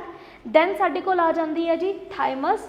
ਫਿਰ ਸਾਡੇ ਕੋਲ ਆ ਜਾਂਦੇ ਨੇ ਪੈਂਕਰੀਆਸ। ਦੇਖੋ ਜੋ ਅਸੀਂ ਡਾਈਜੈਸਟਿਵ ਸਿਸਟਮ ਦੇ ਵਿੱਚ ਪੈਂਕਰੀਆਸ ਪੜ੍ਹੇ ਨੇ, ਇਹ ਵੀ ਆਪਣੇ ਆਪ ਦੇ ਵਿੱਚ ਕੀ ਨੇ, ਗਲੈਂਡਸ ਨੇ। ਫਿਰ ਆ ਜਾਂਦੇ ਨੇ ਜੀ ਐਡਰਨਲ ਗਲੈਂਡ ਸਾਡੇ ਕੋਲ। ਐਡਰਨਲ ਗਲੈਂਡ ਤੋਂ ਬਾਅਦ ਮੇਲ ਦੇ ਵਿੱਚ ਟੈਸਟੀਕਲਸ ਪ੍ਰੈਜ਼ੈਂਟ ਹੁੰਦੇ ਨੇ ਜਿਹੜੇ ਕਿ ਰਿਸਪੋਂਸੀਬਲ ਨੇਗੇ ਮੇਲਸ ਦੇ ਵਿੱਚ ਸਪਰਮਸ ਨੂੰ ਰਿਲੀਜ਼ ਕਰਨ ਦੇ ਵਿੱਚ ਜਾਂ ਜਿਹੜੇ ਮੇਲ ਹਾਰਮੋਨਸ ਹੁੰਦੇ ਨੇ ਉਹਨਾਂ ਨੂੰ ਰਿਲੀਜ਼ ਕਰਨ ਦੇ ਵਿੱਚ। ਜੇ ਫੀਮੇਲਸ ਦੀ ਗੱਲ ਕਰੀਏ ਤਾਂ ਫੀਮੇਲਸ ਦੇ ਵਿੱਚ ਜਿਹੜਾ ਸਾਡੇ ਕੋਲ ਓਵਰੀ ਹੁੰਦੀ ਆ, ਓਵਰੀ ਵੀ ਇੱਕ ਗਲੈਂਡ ਹੈ ਜਿਹੜੀ ਕਿ ਫੀਮੇਲਸ ਦੇ ਵਿੱਚ ਉਹਨਾਂ ਦੇ ਗੈਮੀਟਸ ਨੂੰ ਰਿਲੀਜ਼ ਕਰਨ ਦੇ ਲਈ ਅਤੇ ਫੀਮੇਲਸ ਹਾਰਮੋਨ ਨੂੰ ਉਹਨਾਂ ਦੇ ਕਰੈਕਟਰਿਸਟਿਕ ਮੇਨਟੇਨ ਕਰਨ ਲਈ ਜਿਹੜੇ ਹਾਰਮੋਨਸ ਹੁੰਦੇ ਨੇ ਉਹਨਾਂ ਨੂੰ ਸਕਰੀਟ ਕਰਨ ਦੇ ਲਈ ਰਿਸਪੋਂਸੀਬਲ ਹੁੰਦੀ ਆ। ਅੱਗੇ ਹੁਣ ਜੇ ਅਸੀਂ ਗੱਲ ਕਰੀਏ ਕਿ ਜਦੋਂ ਇੱਕ ਫੀਮੇਲ ਪ੍ਰੈਗਨੈਂਟ ਹੁੰਦੀ ਹੈ ਤਾਂ ਪ੍ਰੈਗਨੈਂਸੀ ਦੇ ਦੌਰਾਨ ਫੀਮੇਲ ਅਤੇ ਬੱਚੇ ਦੇ ਵਿਚਾਲੇ ਇੱਕ ਕਨੈਕਸ਼ਨ ਹੁੰਦਾ ਆ, ਜਿਸ ਕਨੈਕਸ਼ਨ ਨੂੰ ਅਸੀਂ ਪਲੈਸੈਂਟਾ ਦੇ ਰੂਪ ਦੇ ਵਿੱਚ ਜਾਣਦੇ ਹਾਂ, ਜਿਹਦੇ 'ਚੋਂ ਫੀਮੇਲ ਜਿਹੜੀ ਹੈ ਮਦਰ ਜਿਹੜੀ ਹੁੰਦੀ ਆ ਉਹ ਬੇਬੀ ਦੇ ਨਾਲ ਫੂਡ ਦਾ ਆਦਾਨ ਪ੍ਰਦਾਨ ਅਤੇ ਐਕਸਕ੍ਰੀਸ਼ਨ ਜਿਹੜੀ ਹੁੰਦੀ ਆ ਬੇਬੀ ਦੀ ਜਿਹੜੀ ਐਕਸਕ੍ਰੀਸ਼ਨ ਉਹ ਵੀ ਕਿਉਂਕਿ ਮਦਰ ਦੇ ਥਰੂ ਹੁੰਦੀ ਹੈ। ਸੋ ਉਹਦਾ ਜਿਹੜਾ ਆਦਾਨ ਪ੍ਰਦਾਨ ਹੈ ਉਹ ਵੀ ਪਲੈਸੈਂਟਾ ਦੇ ਥਰੂ ਹੁੰਦਾ ਹੈ। ਸੋ ਉਹ ਜਿਹੜਾ ਪਲੈਸੈਂਟਾ ਹੁੰਦਾ ਉਹ ਵੀ ਆਪਣੇ ਆਪ ਦੇ ਵਿੱਚ ਇੱਕ ਗ੍ਰੰਥੀ ਹੈ ਕਿਉਂਕਿ ਉਹ ਵੀ ਸੈਕ੍ਰੀਸ਼ਨਸ ਜਿਹੜਾ ਆ ਕਰਦਾ ਰਹਿੰਦਾ। ਸੋ ਪੰਜਾਬੀ ਦੇ ਵਿੱਚ ਵੀ ਇਹਨਾਂ ਗ੍ਰੰਥੀਆਂ ਦਾ ਅਸੀਂ ਨਾਮ ਇੱਕ ਵਾਰੀ ਪੜ੍ਹ ਲੈਂਦੇ ਹਾਂ। ਹਾਲਾਂਕਿ ਇਹਨਾਂ ਗ੍ਰੰਥੀਆਂ ਦਾ ਸਾਡੇ ਕੋਲ ਪੰਜਾਬੀ ਦੇ ਵਿੱਚ ਕੋਈ ਬਹੁਤਾ ਜਿਹੜੀ ਡਿਕਸ਼ਨਰੀ ਆ ਵਕੈਬ ਹੈ ਉਹ ਅਲੱਗ ਨਹੀਂ ਹੈ, ਬਟ ਸਟਿਲ ਸਾਨੂੰ ਕੁਝ ਕੁ ਚੀਜ਼ਾਂ ਜਿਹੜੀਆਂ ਨੇ ਉਹ ਦੇਖਣੀਆਂ ਪੈਣਗੀਆਂ। ਜਿਵੇਂ ਕਿ ਸਾਡੇ ਕੋਲ ਜਿਹੜਾ ਪੈਂਕਰੀਆਸ ਹੁੰਦੇ ਨੇ ਉਹਨਾਂ ਨੂੰ ਲੁੱਬਾ ਕਿਹਾ ਜਾਂਦਾ ਹੈ, ਬਾਕੀ ਜਿੰਨੀਆਂ ਵੀ ਗ੍ਰੰਥੀਆਂ ਨੇ ਉਹਨਾਂ ਦੇ ਨਾਮ ਬਿਲਕੁਲ ਹੀ ਸੇਮ ਆ ਜਾਂਦੇ ਨੇ। ਸੋ ਹੁਣ ਅਸੀਂ ਇੱਕ ਇੱਕ ਗ੍ਰੰਥੀ, ਇੱਕ ਇੱਕ ਗਲੈਂਡ ਬਾਰੇ ਗੱਲ ਕਰਦੇ ਹਾਂ ਕਿ ਕਿਹੜੀ ਕਿਹੜੀ ਗ੍ਰੰਥੀ ਜਿਹੜੀ ਆ ਕਿਹੜੇ ਕਿਹੜੇ ਹਾਰਮੋਨ ਰਿਲੀਜ਼ ਕਰਦੀ ਆ। ਸੋ ਜਿਹੜੀ ਐਡਰਨਲ ਗਲੈਂਡ ਹੁੰਦੀ ਆ ਇਹਨੂੰ ਬੇਸਿਕਲੀ ਸੁਪਰੈਨਲ ਗਲੈਂਡ ਜਿਹੜਾ ਆ ਉਹ ਵੀ ਕਿਹਾ ਜਾਂਦਾ ਹੈ। ਐਂਡ ਇਹ ਐਂਡੋਕਰਾਈਨਸ ਹੁੰਦੀਆਂ ਨੇ ਜਿਹੜੀਆਂ ਕਿ ਬਹੁਤ ਤਰ੍ਹਾਂ ਦੇ ਹਾਰਮੋਨਸ ਨੂੰ ਰਿਲੀਜ਼ ਕਰਦੀਆਂ ਨੇ, ਜਿਹਦੇ ਵਿੱਚ ਇੱਕ ਸਾਡੇ ਕੋਲ ਆ ਜਾਂਦਾ ਐਡਰਨਲਿਨ, ਠੀਕ ਹੈ। ਐਂਡ ਬੇਸਿਕਲੀ ਇਹ ਕਿਡਨੀਜ਼ ਦੇ ਉੱਪਰ ਸਾਨੂੰ ਮਿਲਦੀਆਂ ਨੇ। ਅੱਗੇ ਹੁਣ ਜੇ ਅਸੀਂ ਗੱਲ ਕਰੀਏ ਹਾਈਪੋਥੈਲੇਮਸ ਦੀ, ਤਾਂ ਹਾਈਪੋਥੈਲੇਮਸ ਦੀ ਤਾਂ ਅਸੀਂ ਗੱਲ ਕੀਤੀ ਸੀ ਕਿ ਹਾਈਪੋਥੈਲੇਮਸ ਵੀ ਬ੍ਰੇਨ ਦੇ ਵਿੱਚ ਹੁੰਦੀ ਆ ਜਿਹੜੀ ਕਿ ਬਹੁਤ ਤਰ੍ਹਾਂ ਦੇ ਫੰਕਸ਼ਨ ਕਰਦੀ ਹੈ, ਠੀਕ ਹੈ। ਐਂਡ ਇਹਦਾ ਜਿਹੜਾ ਮੇਨ ਸਿਸਟਮ ਹੁੰਦਾ ਆ ਕਿ ਇਹ ਨਰਵਸ ਸਿਸਟਮ ਦਾ ਇੱਕ ਲਿੰਕ ਬਣਾਉਂਦੀ ਆ, ਹੈ ਨਾ। ਜਿਵੇਂ ਮੈਂ ਤੁਹਾਨੂੰ ਦੱਸਿਆ ਸੀਗਾ ਕਿ ਜਿਹੜੀ ਸਾਨੂੰ ਭੁੱਖ ਲੱਗ ਰਹੀ ਆ ਜਾਂ ਠੀਕ ਹੈ ਜਾਂ ਫਿਰ ਜਿਹੜੀ ਪਿਆਸ ਲੱਗ ਰਹੀ ਆ, ਵਾਟਰ ਦਾ ਜਿਹੜਾ ਬੈਲੈਂਸ ਹੈ, ਉਹਨਾਂ ਸਾਰੀਆਂ ਚੀਜ਼ਾਂ ਨੂੰ ਕੌਣ ਕੰਟਰੋਲ ਕਰਦੀ ਆ, ਹਾਈਪੋਥੈਲੇਮਸ। ਇਸ ਤੋਂ ਇਲਾਵਾ ਵੀ ਇਹ ਬਹੁਤ ਸਾਰੇ ਜਿਹੜੇ ਟਾਈਮ ਟੂ ਟਾਈਮ ਕੁਝ ਸਕ੍ਰੀਸ਼ਨਸ ਕਰਦੀ ਆ, ਜਿਹੜੀਆਂ ਸਕ੍ਰੀਸ਼ਨਸ ਪਿਚਟਰੀ ਗਲੈਂਡ ਨੂੰ ਐਕਟੀਵੇਟ ਕਰਦੀਆਂ ਨੇ। ਕਿਉਂਕਿ ਨਾ ਜਿਹੜੀ ਪਿਚਟਰੀ ਗਲੈਂਡ ਹੈ ਇਹਨੂੰ ਮਾਸਟਰ ਗਲੈਂਡ ਕਿਹਾ ਜਾਂਦਾ ਆ। ਮਾਸਟਰ ਗਲੈਂਡ ਇਸ ਕਰਕੇ ਕਿਹਾ ਜਾਂਦਾ ਹੈ ਕਿਉਂਕਿ ਬਹੁਤ ਇੰਪੋਰਟੈਂਟ ਜਿਹੜੇ ਹਾਰਮੋਨ ਨੇ ਉਹ ਇਸੇ ਗਲੈਂਡ ਦੇ ਦੁਆਰਾ ਪ੍ਰੋਡਿਊਸ ਕੀਤੇ ਜਾਂਦੇ ਨੇ, ਜਿਹਦੇ ਵਿੱਚੋਂ ਹਿਊਮਨ ਜਿਹੜਾ ਗਰੋਥ ਹਾਰਮੋਨ ਹੈ ਉਹਦੀ ਅਗਰ ਤੁਸੀਂ ਗੱਲ ਕਰ ਲਓ, ਜਾਂ ਅਗਰ ਤੁਸੀਂ ਕਹੋ ਕਿ ਜਿਹੜਾ ਮੇਲ ਜਾਂ ਫੀਮੇਲਸ ਦੇ ਵਿੱਚ ਜਿਹੜੇ ਉਹਨਾਂ ਦੇ ਹਾਰਮੋਨਸ ਹੁੰਦੇ ਨੇਗੇ, ਹੈ ਨਾ, ਉਹਨਾਂ ਦਾ ਜਿਹੜਾ ਰੀਪਰੋਡਕਟਿਵ ਪੂਰਾ ਦਾ ਪੂਰਾ ਸਿਸਟਮ ਆ ਉਹਦੇ ਵਾਸਤੇ ਜਿਹੜੇ ਹਾਰਮੋਨਸ ਚਾਹੀਦੇ ਹੁੰਦੇ ਨੇ, ਉਹਨਾਂ ਹਾਰਮੋਨਸ ਨੂੰ ਕੰਟਰੋਲ ਕਰਨ ਦਾ ਕੰਮ ਵੀ ਪਿਚਟਰੀ ਗਲੈਂਡ ਦਾ ਹੀ ਹੁੰਦਾ ਹੈ। ਅਤੇ ਪਿਚਟਰੀ ਗਲੈਂਡ ਕਿਹੜੇ ਟਾਈਮ उत्ते किहड़ी चीज़ नूं रिलीज़ करूगी, इस चीज़ का जिहड़ा कंट्रोल हुंदा ये हाइपोथैलेमस के हत्थ 'च हुंदा आ। सो अगे गल करते हैं जी पिट्यूटरी ग्लैंड की। तो पिट्यूटरी जिहड़ी ग्लैंड है ये साडी बॉडी की ग्रोथ वास्ते रिस्पोंसिबल है, ये ब्लड प्रैशर नूं कंट्रोल करने वास्ते भी रिस्पोंसिबल है, ठीक है। जिहड़े साडे सैक्स ऑर्गनस हुंदे ने मेल या फीमेल्स दे विच उन्हां दे फंक्शनस नूं लैके भी ये बहुत ज़्यादा इंपॉर्टेंट है। बॉडी का जिहड़ा मैटाबॉलिज्म हुंदा आ, बॉडी का जिहड़ा मैटाबॉलिज्म हुंदा आ उहनूं भी यही कंट्रोल करदी आ। प्रैगनेंसी होगी या चाइल्ड बर्थ के दौरान जिहड़े भी बॉडी दे विच चेंजिज आउंदे ने, जिहड़े कि हार्मोनल चेंजिज हुंदे ने, उन्हां चेंजिज नूं भी कौन कंट्रोल करदी है, साडी पिट्यूटरी ग्लैंड, ठीक है। अगे साडे कोल बॉडी दे विच साडे बॉडी दे अंदर पानी या फिर लूण दा जिन्नी भी कंसनट्रेशन आ उहनूं कंट्रोल करन दा काम या बॉडी का जिहड़ा टैंपरेचर है उहनूं कंट्रोल करन दा काम भी साडी पिट्यूटरी ग्लैंड का होंदा है। इसे करके इहनूं मास्टर ग्लैंड कहा जाता है। अगली जिहड़ी ग्लैंड है जिन्होंने थायराइड ग्लैंड कहा जाता है, ये बेसिकली लार्जेस्ट एंडोक्राइन ग्लैंड के विचों आ जाती है। तो यदा मेन काम की हुंदा आ, ये दो हार्मोन रिलीज़ करती है। एक हुंदा जी थायरॉक्सिन, ठीक है, जिन्हों टेट्रा आयोडो थायरॉक्सिनाइन कहा जाता, जिन्हों T4 भी कहा जाता। तो दूसरा साडे कोल हुंदा आ ट्राईओडो थायरोनिन, ठीक है। ये दोनों के दोनों जोड़े हार्मोन होंगे ने, इन्हों के आयोडीन होंदा आ जो कि बॉडी दे विच बहुत ही ज़्यादा जरूरी होंदा आ। हुण साडे कोल एक कंडीशन आती है हाइपोथायरॉइडिज्म। ये बेसिकली की है, ये विच हुंदा आ थायरॉइड की एक्टिविटी नूं लैके जिहदे विच इस जिहड़ी ग्लैंड है इहदा काम सही ना होने करके आयोडीन की कमी आ जाती है बॉडी दे विच, ठीक है। उस तो बाद साडे कोल आउंदा है कि बॉडी दे विच जिवें साडे कोल एनर्जी के जिहड़े सोर्सिस ने, प्रोटीन की जिहड़ी सिंथेसिस आ, क्योंकि प्रोटीन जिहड़े ने ना बहुत तरह के प्रोटीन्स तो साडी बॉडी खुद बनाउंदी है और बहुत तरह के प्रोटीन्स असीं बाहरों लैंदे आ। तो इन्हां प्रोटीन की जिहड़ी सिंथेसिस हुंदी है उन्हां दे उत्ते काम भी जिहड़ी आ साडी ये ग्लैंड करदी आ। उस तो बाद साडे कोल एक डिसीज़ हुंदी है जिन्हों गोइटर के नाम तो जानिया जाता है। ये थायराइड ग्लैंड दे विच एक इनलार्जमेंट हो जाती है, किहदी कमी करके, आयोडीन की कमी करके। अगे हुण असीं गल करिए पैंक्रियाज की। तो पैंक्रियाज का असीं ये तो पता कर ही लिया सीगा कि पैंक्रियाज बहुत तरह के जिहड़े डाइजेस्टिव सिस्टम दे विच बहुत तरह दी चीज़ां, बहुत तरह के हार्मोन्स रिलीज़ करते हैं, जिन्हां विचों एक बहुत इंपॉर्टेंट हार्मोन आ जाता है इंसुलिन। एंड इंसुलिन जिहड़ा है शुगर की एब्जॉर्प्शन वास्ते, शुगर नूं कन्वर्ट करने वास्ते बहुत ज़्यादा जरूरी हुंदा है। अगर किसी की बॉडी दे विच इंसुलिन नहीं बनता दैन फिर वो डायबिटिक जिहड़ा पेशेंट है वो बन जाता है।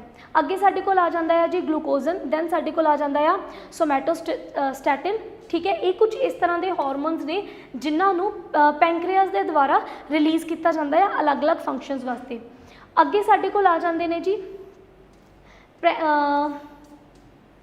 पैंक्रियाज जिहड़े हुंदे ने, ये बेसिकली साडे एक पॉलीपैप्टाइड नूं भी प्रोड्यूस करते हैं, जिहड़े कि ब्लड दे विच की करते हैं, सर्कुलेट करते हैं, ठीक है।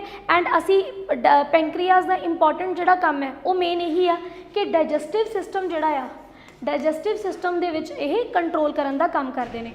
सो इस तरीके दे नाल असी साडे चैप्टर दे विच, साडे अज दे टॉपिक दे विच वख-वख जिहड़ियां प्रणालियां ने उन्हां दे फंक्शनस, उन्हां दे विच आ रहे डिफरेंट जिहड़े अंग ने, जिहड़े डिफरेंट ऑर्गनस ने, उन्हां बारे गल कीती।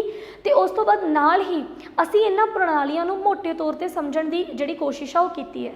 सो होपफुली कि ये जिहड़ी वीडियो आ वो तुहाडे लई हैल्पफुल रही होगी। एंड इस वीडियो नूं मतलब मेरी एक निजी सलाह ये आ कि ठीक आ असी इन्हां चीज़ां नूं पढ़ जरूर लैंदे आ, लेकिन इहदे नाल जदों असीं इहदी थ्योरी पढ़ लांगे तो एक बेसिक लैवल के जोड़े साडे कोल MCQs हुंदे ने, असीं उन्हां नूं नाल करके अपनी ये तैयारी नूं जरूर चैक करिए कि जिन्नी भी असीं हुण तक थ्योरी पढ़ी आ कि उस थ्योरी के जिहड़े कंसैप्ट ने हुण साडे माइंड दे विच क्लीयर ने या नहीं। सो होपफुली कि इस वीडियो के राही मैं काफ़ी नवीं पुरानियां चीज़ां जिहड़ियां ने तुहाडे सामने पेश करन दी जिहड़ी कोशिश कीती आ वो सफल रही होगी।